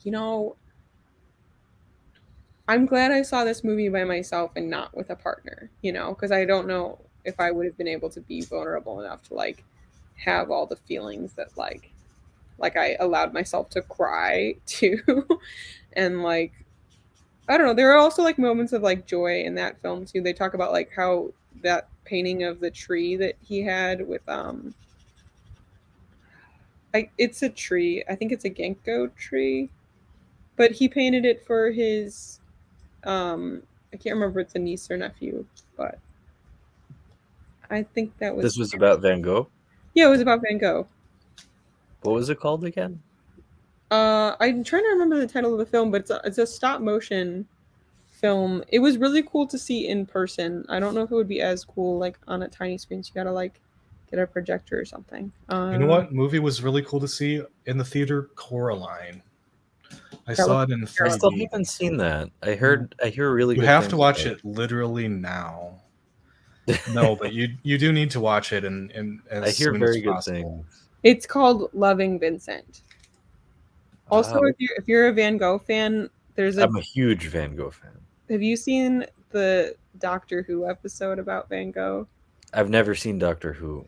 Okay, I have seen Doctor Who? bits and pieces of Doctor Who. I haven't actually seen all of it, but it's a lot. If you are an artist, you need to watch that episode. I think almost all of it is up on YouTube in bits and pieces. But I just searched Doctor Who Van Gogh episode. Yeah, but like you don't contextually have to know a whole lot about Doctor Who at all. Like all you need to know is that he's like a man, a being who time travels through, and his time travel mobile is not like a DeLorean. It's a TARDIS, which is it's a phone booth from Britain. That I know. Yeah. Just from hearing people talk about it and seeing things. When I say this is like I've talked about this with Hot the cat. If you guys have ever watched our like episodes where it's just me. I don't always rewatch episodes. Sometimes I will, but like there's one where we stayed on and we talked maybe for like 2 hours after everyone else went away, but we were talking about like the things that make, like if you had to write a curriculum on you and yourself, like when you're dating someone and you like introduce them to all of your like your favorite things, like that's one of the things that, or just like as an artist, I feel like that's one thing that I'm like, this is in my curriculum of like to understand my artist brain. I've never thought about it that way of giving somebody a curriculum, but it kind of makes sense. Like you kind of do that. You kind of repeat those steps in most relationships. This is what I'm into. These are my favorite bands, my favorite movie. This is what I think about this and that. And yeah. I mean, I feel like I phrased it as like something that like you someone you date might, but it's also just like other artists that you talk with. Like, I think every time I've shared the same clip from like every time I'm in like an artist talk, I feel like I almost always like we talk about like the struggle of being an artist and trying to make things that you find cool and beautiful, and I always like bring up like the same video that's my brain is like killing. Oh, it's an Ira Glass like commentary, but I will send it to you because I've already shared it on this podcast like many a time. But those are the things. Loving Vincent and this Ira Glass video that you can look up on. I will share in the chat. Hey, Gravy, did you ever listen to that song I sent you? Which one? The only one. Let me see. I've been listening to a whole lot of music, and everything gets jumbled up. Isn't it awesome that there's so much good fucking music in the world? I'm so sorry. There's I can't hear you. There's some noise coming. My bad. My bad. What'd you say, Gravy? Isn't it awesome that there's so much good fucking music in the world? Yes, but it also makes it hard to be a musician. Yeah. But I don't know. There's still lots yes, of Feel It Too. about. I loved it. It was a good one. I like that a lot, actually. What did you think about it? I can't listen to it on air again, but I can listen to it and then text you what I think about it. I'm sorry I'd that love to hear your thoughts. I remember really liking it. That's cool. I'm glad to hear that. I feel pretty good about it. I sent it to Claire too. Oh, that's cool. What'd she think? She liked it. Yeah. I'm gonna listen to it after. I can't. I don't want to put it from my phone onto the. That'll sound bad. It won't do it justice. I think that's the best. I was looking up the kind of film that your Kodak tourist takes. Supposedly the 120. You can the negatives are like 2.25 inches by like 3 inches or something. It's 120 film. It's still pretty easy to get. And you can get it developed lots of places. I recommend thedarkroom.com. Yeah, I was gonna send it away. How much do they charge for developing film? I don't know off the top of my head. I think I paid $20, but it depends. Like it depends on everything that you want to happen in the process of getting your film developed. But I think a roll of it costs like $15. It's so like expensive. I wish I could afford to use film. Well, you just need to become a pretentious jerk like me. Just kidding. Well, I can't. I mean, I think it's to be one of those things. Like, you could say like the same thing that you could say about film that like people say about like buying instruments or anything that people. I can't afford those either. Well, you've got a nice mic there. Yeah. I've had this for over 10 years. That's a nice. And what does the filter do? I bought this on eBay for like $10. What does it do though? It's a pop filter. So it stops it from popping? Well, it stops it from like when you say a P from like getting really distorted. Oh, okay. I don't know why that was so fun. Did you guys ever watch Legally Blonde? Yeah, I saw it in the theater. Yeah, I've watched it. It's such a good movie. I rewatched it a couple months ago and I was like, God, this is like fucking great. It was like a really like it's such a good film. But whenever anybody talks about enunciating, because I don't know whether it's pronounced enunciation or pronunciation, and I think it depends on Those are two very enunciation is different like words. when the angel came and told Mary she was pregnant. What? Like they're in the paint, like they're in the art history. It's called the Annunciation, and it's when That's not what Shelton's talking about. oh, because No, you said I was talking about the pronunciation difference and between enunciation, pronunciation and I was like, what? Okay, pronunciation, I'm looking it up.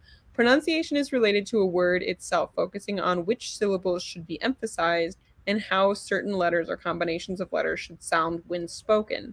Enunciation refers to how clearly and distinctly a particular individual forms the sounds that make up a word. Like right now, you're enunciating very well. So that's with an I. So like, yeah, okay. So Oh, right okay. now, I It's an was E. thinking about it with an A.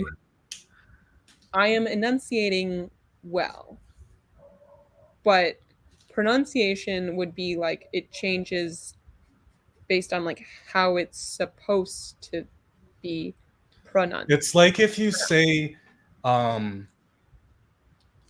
Svengali instead of Svengali, you're pronouncing it wrong. Okay. What if you say GIF instead of GIF? You're pronouncing it right. Is it GIF? It's actually GIF. No, it's not. I know. It's graphic interchange Culturally- format. You two need to shadow box each other. I looked it up. I don't care what anybody says. It's not GIF. It is impossible for it to be pronounced. GIF. It is technically, Nope. according to the person who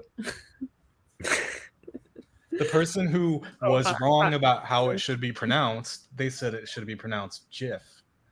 I agree. I don't care. I can see Max selling in customer service based on the way that he just responded. I know what you're talking about either way that you say it, so it works, I guess. So enunciation spelled A. Hold on. A-N-N. Hot spelled it for us in the chat.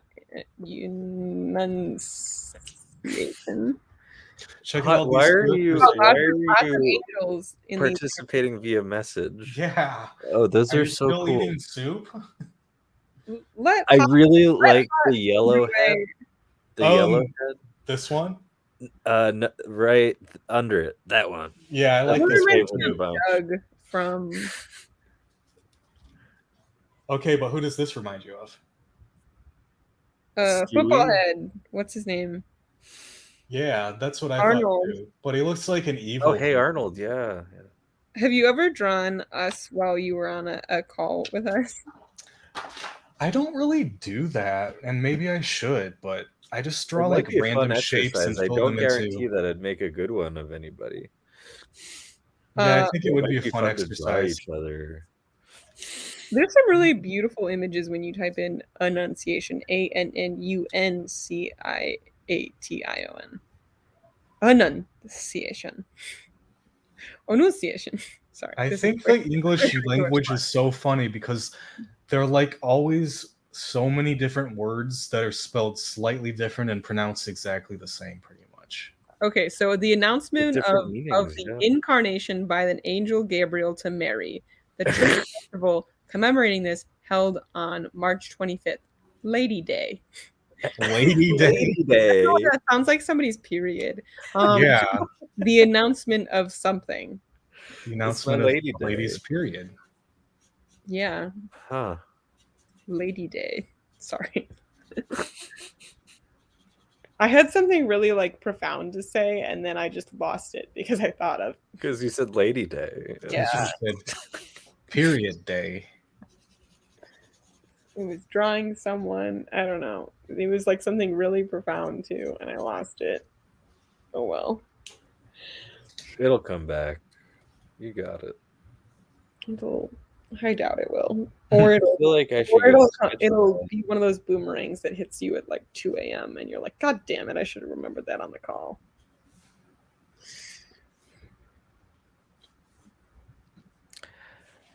That's true. What time is it? Okay. I can't stay too late. I have to go back to the chaos tomorrow. Yeah, you're right. I should probably not. I have New Year's Eve very late or Christmas Eve. Christmas is tomorrow, I thought. No, it's Christmas Eve tomorrow. Oh, wow, I was way off. It's Christmas Eve. Oh, yeah, I Yes. guess Christmas is on the 25th, not the 24th. Today is the busiest day of the year in grocery stores. What about Thanksgiving? It exceeded Thanksgiving this year. Really? So that means Yeah. tomorrow will be less busy? No, it'll probably still be pretty busy. Do you have an N95? I double masked today. Okay, well that's good. And I'm getting my booster soon.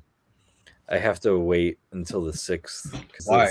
it's the soonest I could get it because it's through Your my job should have been like freaking blasting you with opportunities to get your booster shot. I agree with you 100%. I should have. I heard recently that you could walk into a Costco even if you're not a member and get one.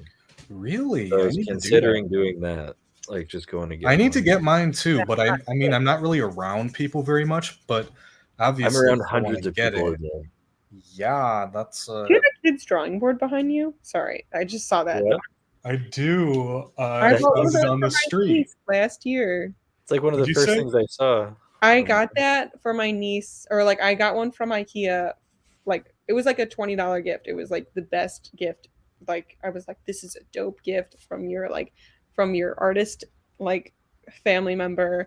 Is it magnetic? I don't think so. Let's find out. I haven't tried it. I don't even have any of those markers or whatever. I just found it in the garbage, but I think it'll be good to write like reminders on and stuff. I have like 12 of those around my house, but ADHD is like you'll use this for a week and then you like start to forget about it. Yeah, it can be like that. For me, it's very out of sight, out of mind. Like if I see it, it's not necessarily that way, but if I don't, it will be in my refrigerator until it goes bad. Yeah, speaking of out of sight, out of mind, I'm going to put these cameras back because you want to get them out of your mind? No, I just don't want them in my bed. Really? They're kind of fragile and that's strange. Why wouldn't you want those cameras in your bed? Hot said I used to do that during Zoom class. I think he said that a long time ago, and he was talking about drawing people. Unless he was talking about sleeping with cameras. No, I'm sure. I thought he was talking about out of sight, out of mind things. He used to do that during Zoom class. I guess you're right. It would make the most sense for him to be referring to drawing people. The reason I think that is because that actually popped up during our conversation. Hot has clarified it was about drawing people. I used to draw my friend James because he used to fall asleep during class all the time. And then we would wake him up for the quiz. We would have a quiz either at the beginning or the end of our art history class. And we would wake him up and he would somehow like know the answers to the entire thing. It was incredible. I was like, was he an art history major? No, he's just really smart. What was his major? What kind of art history? It was like beginning art history, so it wasn't like anything too crazy, but like I think he would sometimes read ahead in the textbook also. You know what? No, we didn't have a textbook. Why the heck didn't you have a textbook? It was cool. I feel like I liked it better that way. It was like she would give a presentation and you just had to like listen to her lecture and then the tests were about her lectures. Yeah, that is nice. Like printouts or anything? I mean, you gotta take notes. Well, I think she did give copies of the printout if you were sick or something. I've had classes like that in grad school.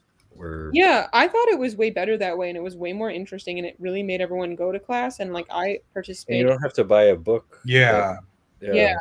It I makes hate when it it's easier. the professor themselves, and they make you buy the book, and then it's like $50. I'm like, can you fuck off? I never had that, but that is just pretty cornering egregious. us, so we have to buy your book. And I went up to the teacher, and I was like, I can't afford this, and he was just like, here's a free copy. Oh, that's nice. And I was like, I still hate that you did this. Like, I don't know. Maybe That he whole did it so he industry could is give away fucked. free copies. whole 'cause he couldn't industry give away is free really copies of a different. No, I think he did it because he wanted money and he's an asshole. Probably. And I don't think that a lot of people who probably can't afford those books in any capacity or like in some capacity would have the balls like me to be like, I'm too poor. You know? I think Probably. there are some people who would rather struggle than say, like, I can't afford this. But that's just me going on a rant about how much that sucks. It does suck though. I get, Unless he priced it really well.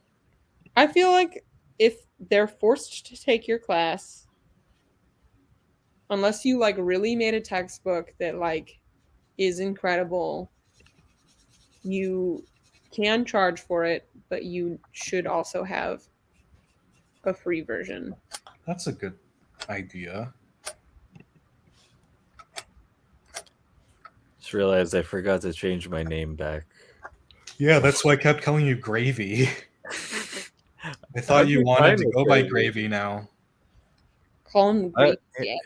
It's fun to change it up every now and then, but Garbanzo Gravy.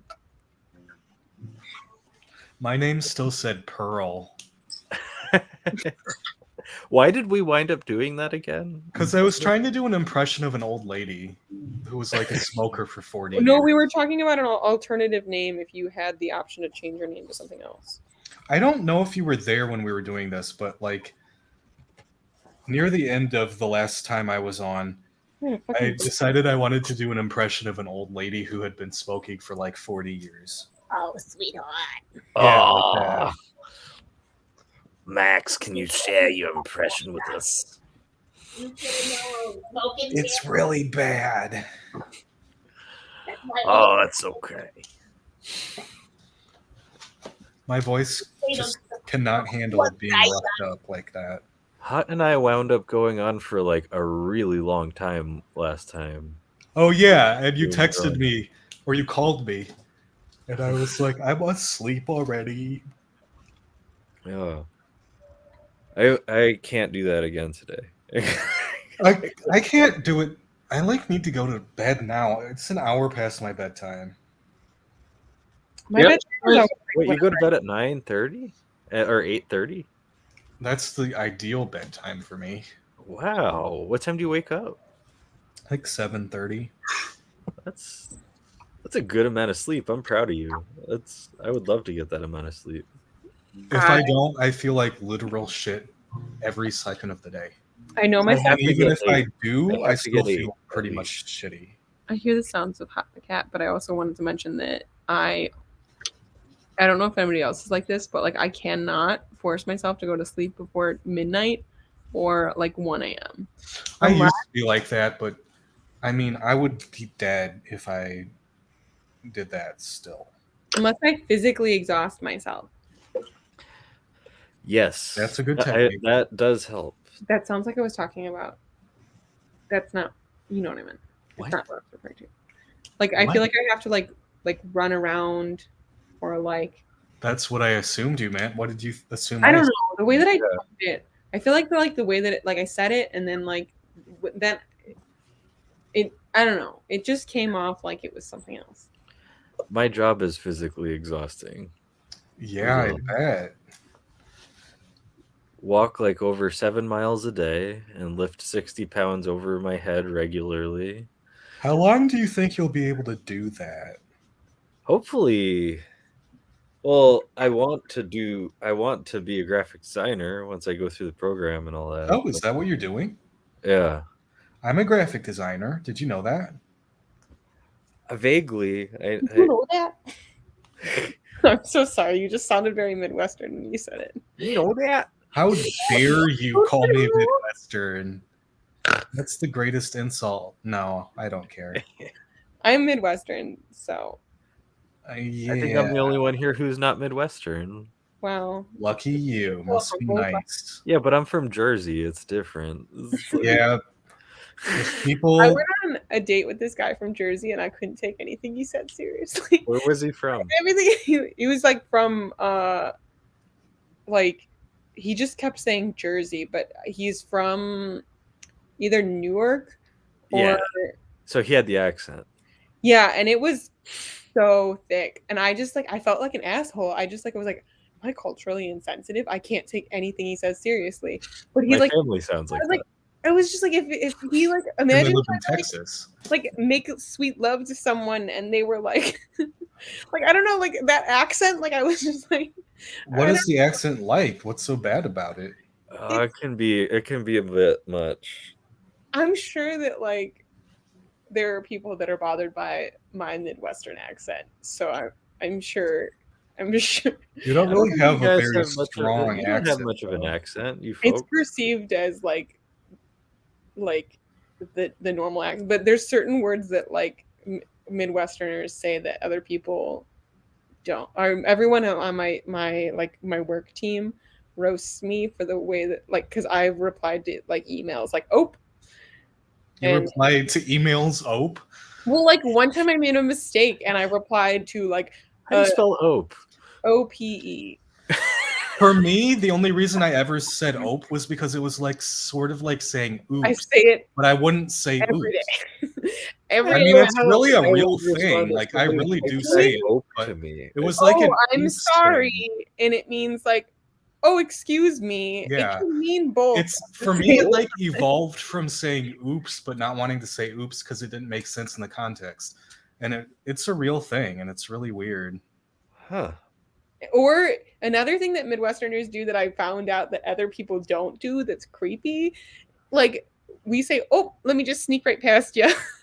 Like other people think that's like so creepy. And What like, are you supposed to say? here it's just like I say what? that a lot at work. Okay, so that's not. But Just What do right they now, think you're just supposed to say sticking when right you're like behind you, you're- walking or like going past somebody in like that way? I don't know, but I feel like as my friend explained it to me, they were like, it sounds so scary. Like you're like, let me sneak right past you. And I'm like, Maybe it's and I was like, I guess because she's Southern, she was like, that is the creepiest thing I've ever heard. And I well, was I like, mean, you're gonna we hear could make that? fun of Southerners if we want. Yeah, that I a mean, lot Southern- easier. Yeah. that- But I we're think not it's, going to. it's not just stuff Southerners. there. Like, other people have said like that the let me just sneak right past you is creepy to them. And What's now that? I understand for context that for some people it might seem that way.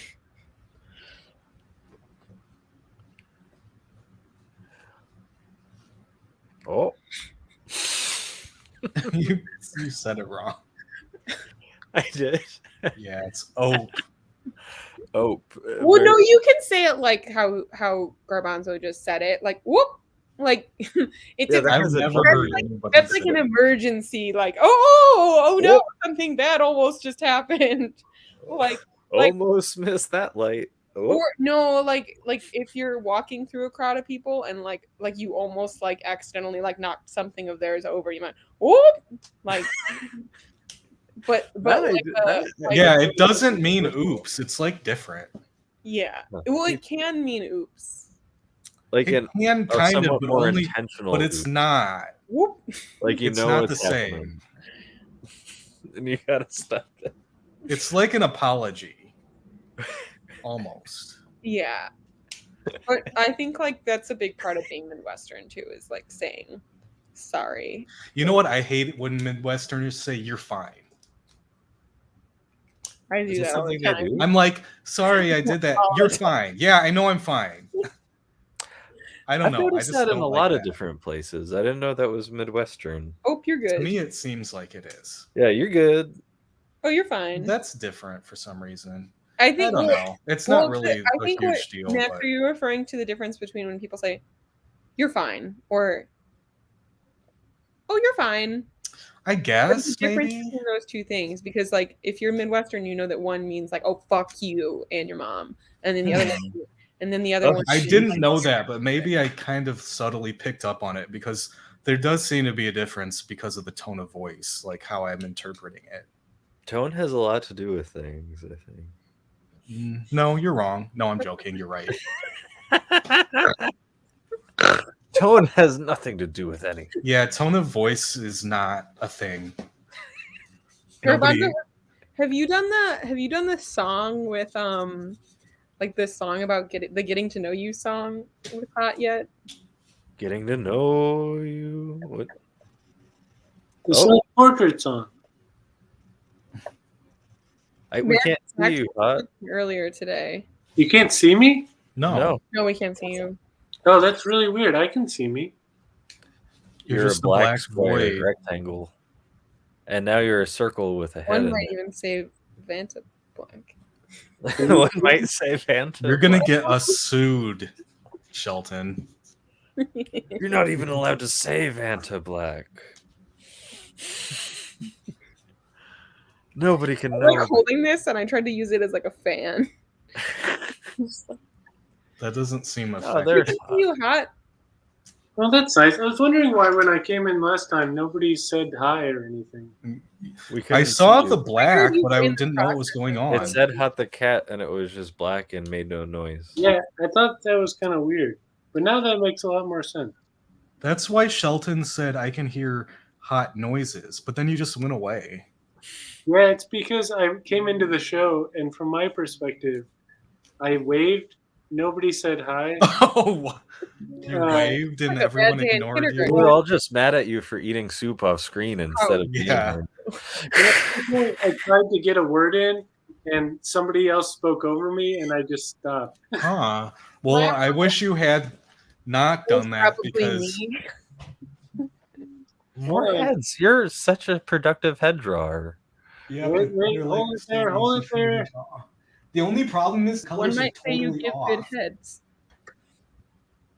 Yeah, you could say that. Oh god, please Is cancel. that one like a troll? Which one? I like the one with The purple. the one with the birthday hat looks kind of evil. Let me just sneak right past you. I like the onion head and the pink cheek guy there. Pink cheek? Where's pink cheek? I see a really Next to the onion head, he's got saggy pink cheeks and a bowl cut. Oh yeah, I think I know which one you're talking about. That reminds me of the clown from Hunter x Hunter. I can't remember that character's name. And again, that yellow one. It's a different Mhm. yellow one, but the And curl again, of that was the hair. last one I drew. The one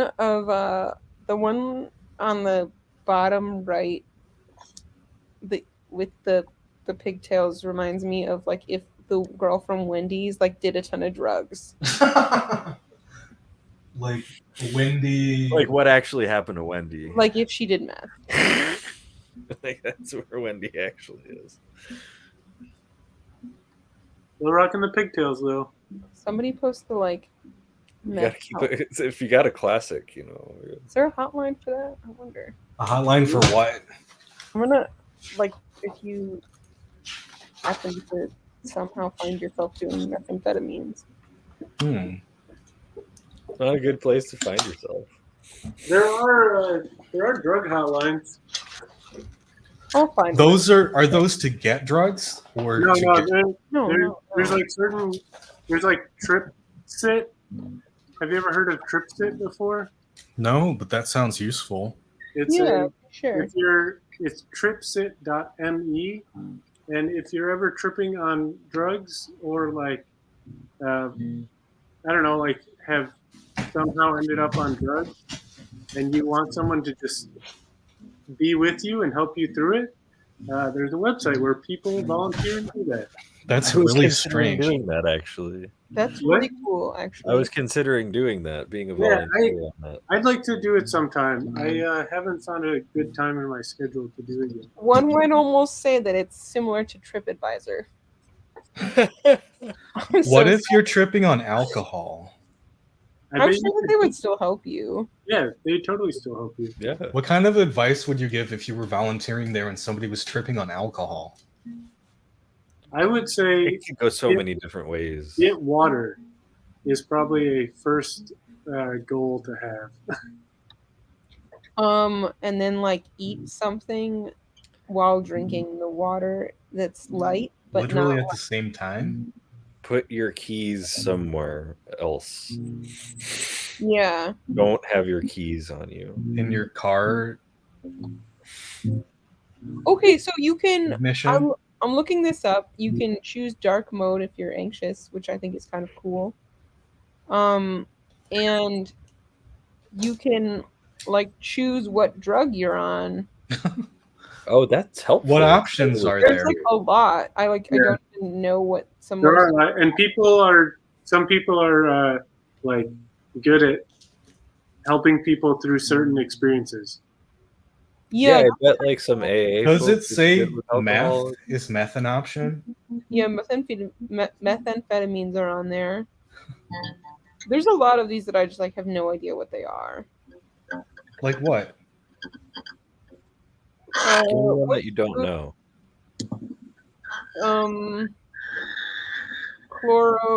Chlorophenylene, phenidine. I think Ooh, I've I don't know actually that either. heard that. But then word. there's also ones that are just like random letters. It's like FA or FDCK, FEA, FMA. FML. Was 2CB on there? 2A1, 2. I don't know. There's a lot of these. Lots of drugs. I didn't even know you could do these like this many. I feel like Can you choose more than one? I don't know. I'm gonna go on dark mode so that like I don't get advertisements for drugs. I gotta get out of here pretty soon. Me too. I'm fucking Really, exhausted. I really can't believe that you all talked for so long. We were waiting for you. You're excellent people. I Yeah, like no, I mean, like, yeah. it's really great that even without me, that you all just like get along well enough to like hang out for 3 hours together. I wasn't here for nearly that long. No one actually was, except for no one was. Maybe Max. Max got here around an hour in. Oh, there was one thing that I meant to mention like hours and hours ago, but it was like right when I joined the call, I wanted to add that like Max was describing something where it seemed like the context of a song might not make sense anymore to him, and I like, as you guys know, I obsessively listen to like these office podcasts, and there was this one where they were talking about like why it is that like it doesn't seem like why it's still connecting to people. Like And The Office, like the yeah, show The Office. yeah, the show The Office, and like why kids nowadays are still really liking it. Part of it like could be because like their parents watched it and liked it, but like, and a lot of it is like that. It's like a lot of it feels like a classroom where it's like Yeah. the dynamic of it like feels like there's a weird teacher and you're like the students or whatever, or like I don't know, like the characters that you relate to are. What character do you relate to the most on The Office? Probably Phyllis. You're the first Phyllis I've met. Phyllis is my favorite character. I I feel think like I'm a Creed. I appreciate that. I had a roommate who like always said he was Creed. I asked a friend what character I would be, and one of them said Kelly. One of them said, one of them said Meredith, and then Oh God. and then another person said Ellie Kemper's character, and I was like, Aw. I appreciate the combination of all of those. Are you sure the one who said Meredith is your friend? It was Joe Pennington. Oh, Claire's family I called know her him. Meredith. Oh, you know what? Joe was Refund. the one who called me Kelly, and I was like Okay. slightly offended at the time. I was like, I'm not. I understand why he said that, but it's fine. Well, anyways, the reason why the show seems to connect to people is like, things can still connect to people in different timescapes because like it's it's almost like because it's viewed as like a documentary, like people don't say like, oh, like this documentary about the 70s is so like outdated, because you know, like if it's a documentary that's made at the time, like, you know, it's not, it's of the time, it's not like the, does that make sense? It does. I don't think they could make that show again the same way No. they did though now. Absolutely not. There's a lot of stuff in there that Yeah, Yeah. but you take it like in the context of like that time as well. I don't know if that can really apply to my song though, because it wasn't released at that time, really. So, It was written at that time. huh? It was made at that time, right? Yeah. When did The Office go off the air? Well, not at the same time. Maybe it was at the same time. I want to say 2009. Yeah, I think I was in college, or I graduated college, and it was still on for undergrad. Hey, we have a somebody that was watching. I don't know if they're still watching 10 minutes later. I have 307. They asked this question, and I'm curious what all of your answers about would be. The stream of So what's consciousness. What's this stream all about? I have no idea. The stream of consciousness. Kyle V and the CV. Who said that? Kyle. LV and the CV. Maybe it's Kyle Levin the CV. Ah, What's the bad guy's name in the new Star Wars movies? Kylo What? Ren? Yeah, I don't know why. As soon as I saw that, it was Kyle Levin. Kyle what do you think it's about? Levin. Nothing. If Kyle We don't Levin really have a plan this week, especially. We didn't know we were going to be doing it. yeah, Kyle Levin the CV. Kyle Levin Heckvi. Kyle Levin Heckvi. 11th. I think it's about. Every time I'm on Levin. here, it seems Kilvin the Civ. Kilvin the Sith. the Sith Lord. I'm sorry. Why am I Kilvin always the making Sith. Star Wars references? Kyle Levin. It's about creative people getting together, 11th. making things, and talking about making things. That's And interesting. That's a nice answer. it's Sometimes about you're Jimmy a topic. Buffett and the parrots of the world connecting. Did you say something about a parrot? No, I said I like it. this is specifically about Jimmy Buffett. Did an edible just kick in there? Something happened there. Let me look this up on Trips. It's the parrot of the world. I was trying to think of something that I would like have no interest in at all. Like every time my parents talk about Jimmy Buffett, I'm like, for the love of God, someone kill me. Why do they Yeah, I'm not talk a about fan. Jimmy They Buffett like so much? Jimmy Buffett a lot. My mom Why? wrote on like the list of things she wanted to do before she died to see Jimmy Buffett. How old is he? I don't know, man. He's probably old. He might die before she does, so she No, should she's get on seen- that. She's seen him. She's crossed off all the lists. Oh, okay. She, She crossed off all of it. she crossed off the lists of like all the artists that she wanted to see before she died. And one was the Eagles, one was Jimmy Buffett, and I'm trying to think of the other one. And Oh, yeah, man. And then she was like, as I was leaving the parking lot, I was like, oh my God, I need to think of some other band. Yeah, those are two bands that I wouldn't want to see. Yeah, exactly.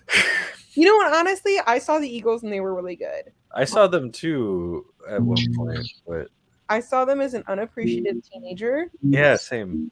and I still thought they were pretty I good. saw Blue Oyster Cult as an unappreciative baby. Did you poop your diaper while you were there? I don't know. I don't remember. I was too young to remember that. Do you remember pooping your diaper? On our iPhone. I remember pooping my pants Yeah. when I was young. But that was just last year. And, like Yeah, that was just last year.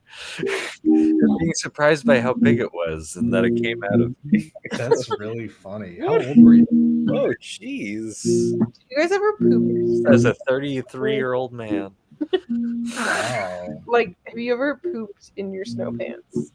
No. Snow That's such a random and specific situation. No, I can a only lot of imagine it people must have had probably to happen relate to to you. this, and I'm going to tell you why. Because you're on a ski hill, and there is not a bathroom anywhere near you for another half hour of your life in order to get to a bathroom. It's probably happened to you. I've never been skiing. You don't want to poop in waterproof pants. That sticks Yeah. around. And You also don't want to poop in your pants. It happened Yeah. to, I think it was one of the Hemsworth brothers, or maybe it was Chris Evans and his brother, talked about how that happened to him as a kid. And I was like, all right, that happened to me too. I don't feel so bad about it now. Wow. I didn't know it was so common. And he was really hot, so I was like, oh, you know what happens to everybody.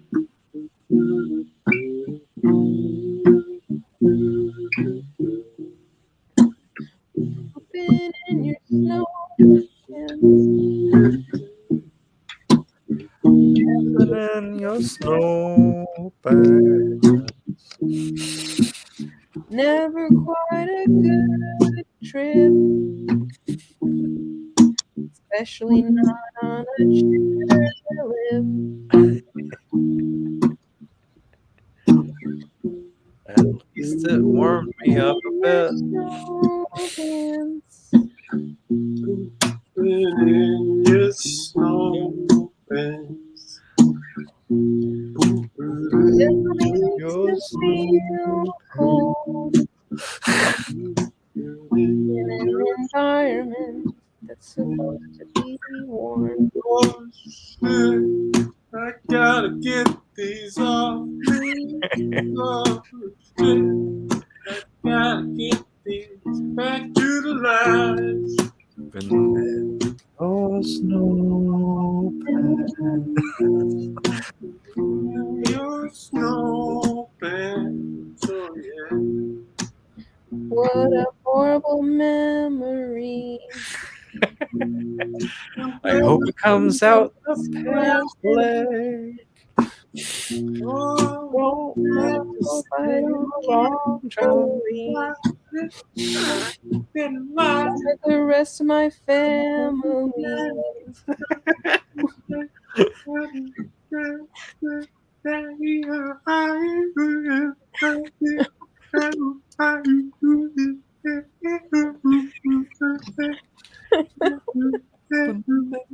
My snow pants. My snow pants. Honestly, that turned out really nice. I feel like. Yeah, I'm surprised that sounded as good as it. I think it was because it was coming from a true story. It's a traumatic experience. So. I hope that somehow. Thank you, Chris Evans, for helping me get through that. Thanks, Chris Evans. So you're sure it was Chris Evans? I'm gonna Google it. I will look it up. Chris Evans. Well, Is that let's- who was just on talking to us? Was Chris Evans? Let's thank Chris Evans anyway. Yeah, Yeah, it's you know him- what you're thanking him for. It's him and his older brother. I don't know whether it was him or his brother. I think it was perhaps his brother, Scott Evans, Bill Evans? who pooped his snow pants. There are so many Evans. Evan Evans. Yeah, it was his brother.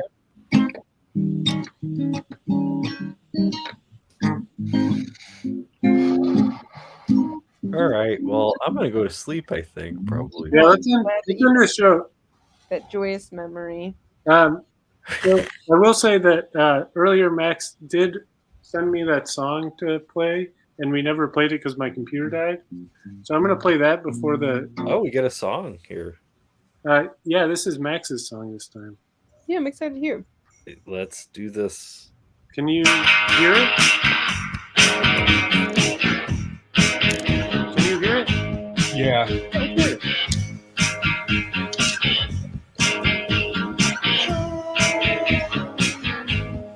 I'm a fat load. I'm a red door. I'm a fat load. It's a fat load. I'm a daylight.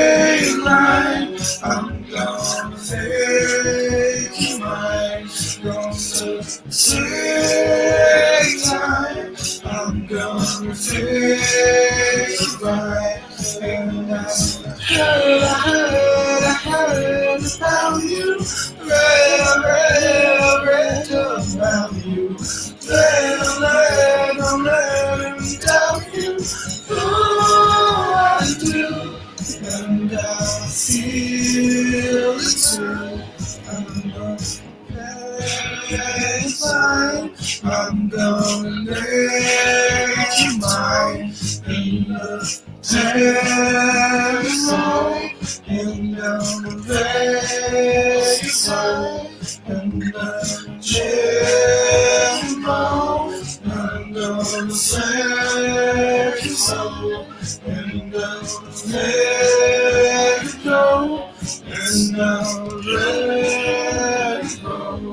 And I heard about you. Read about you. Let him tell you. Oh, I do. And I heard about you. Read about you. Let him tell you. Oh, I do, and I feel it too. Feel it too. Feel it too. Feel it too. I'm gonna feel it too. I'm gonna feel it too. I'm gonna feel it too. I'm gonna feel it too. I'm gonna feel it too. I heard about you. Read about you. Let him tell you. Oh, I do. And I feel it too. And I heard about you. Read about you. Let him tell you. Oh, I do. And I heard about you. Heard about you.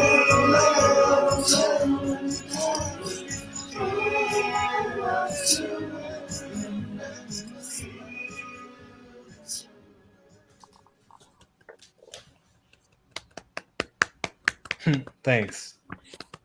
I really like. Is that a shaker? There was a really cool noise that I was trying to figure out what it was. I think you might be talking about the tambourine. Mm, Because there's not a shaker. it's like the noise. It's like an in between noise. It was like. Yeah, I think Maybe it's it the was silent. tambourine. Huh. What an interesting noise. Oh, I'm glad you like it. I'll have to listen to the lyrics again. Figure out what is going on. Lyrics are total nonsense.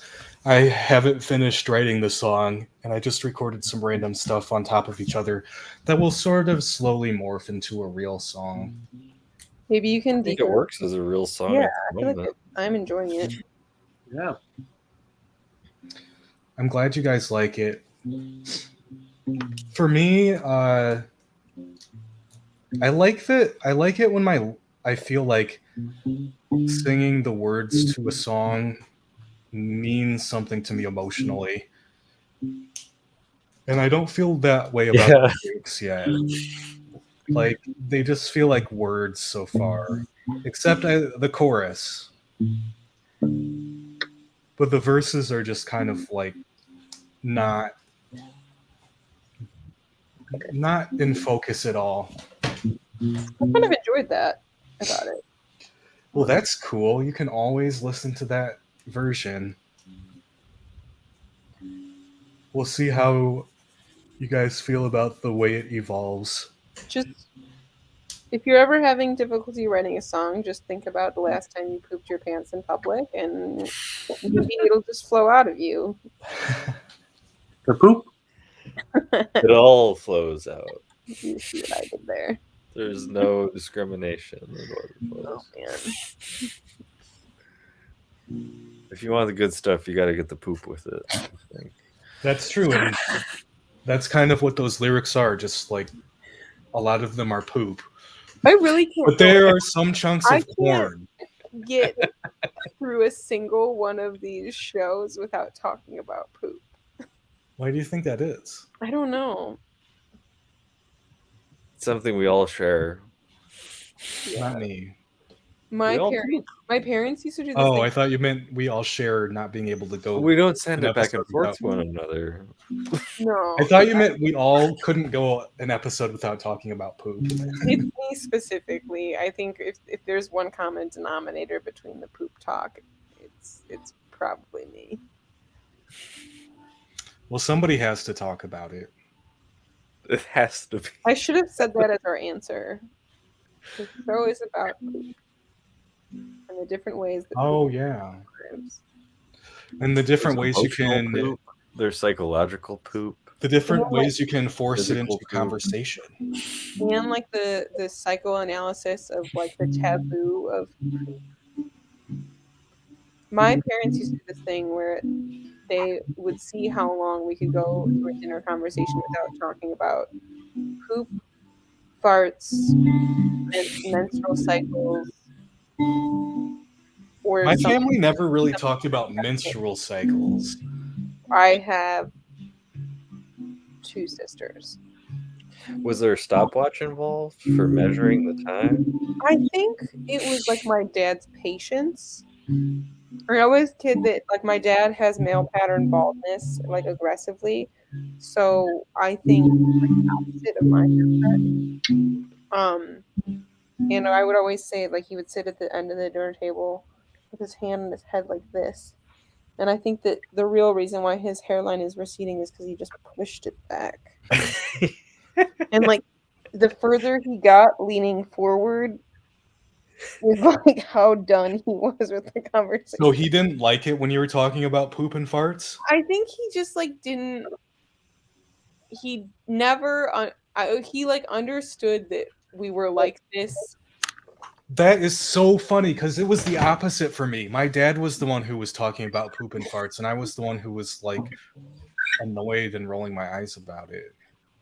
I need you guys to understand that also. Like I thought that this was normal, and then I went to my friend Jennifer Crawford's house, and she's like one of the smartest people. Like she skipped a grade and then also went to Illinois Math and Science Academy. Is that a good school?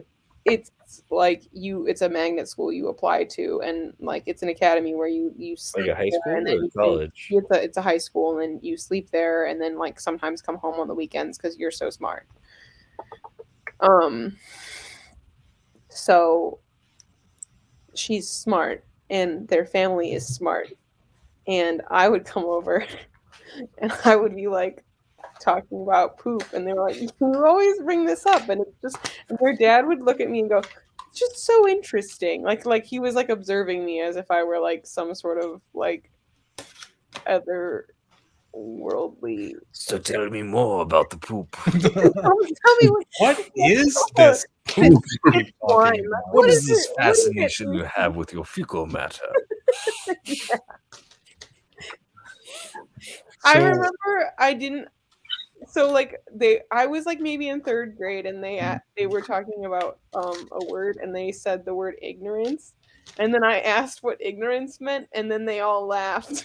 I've never felt so. That's really funny. I was in like 3rd grade. Like Yeah, that how is was I kind of fucking supposed to know that? rude to laugh at a child for not knowing a word. Probably just because it's ironic that you were ignorant of the word ignorance.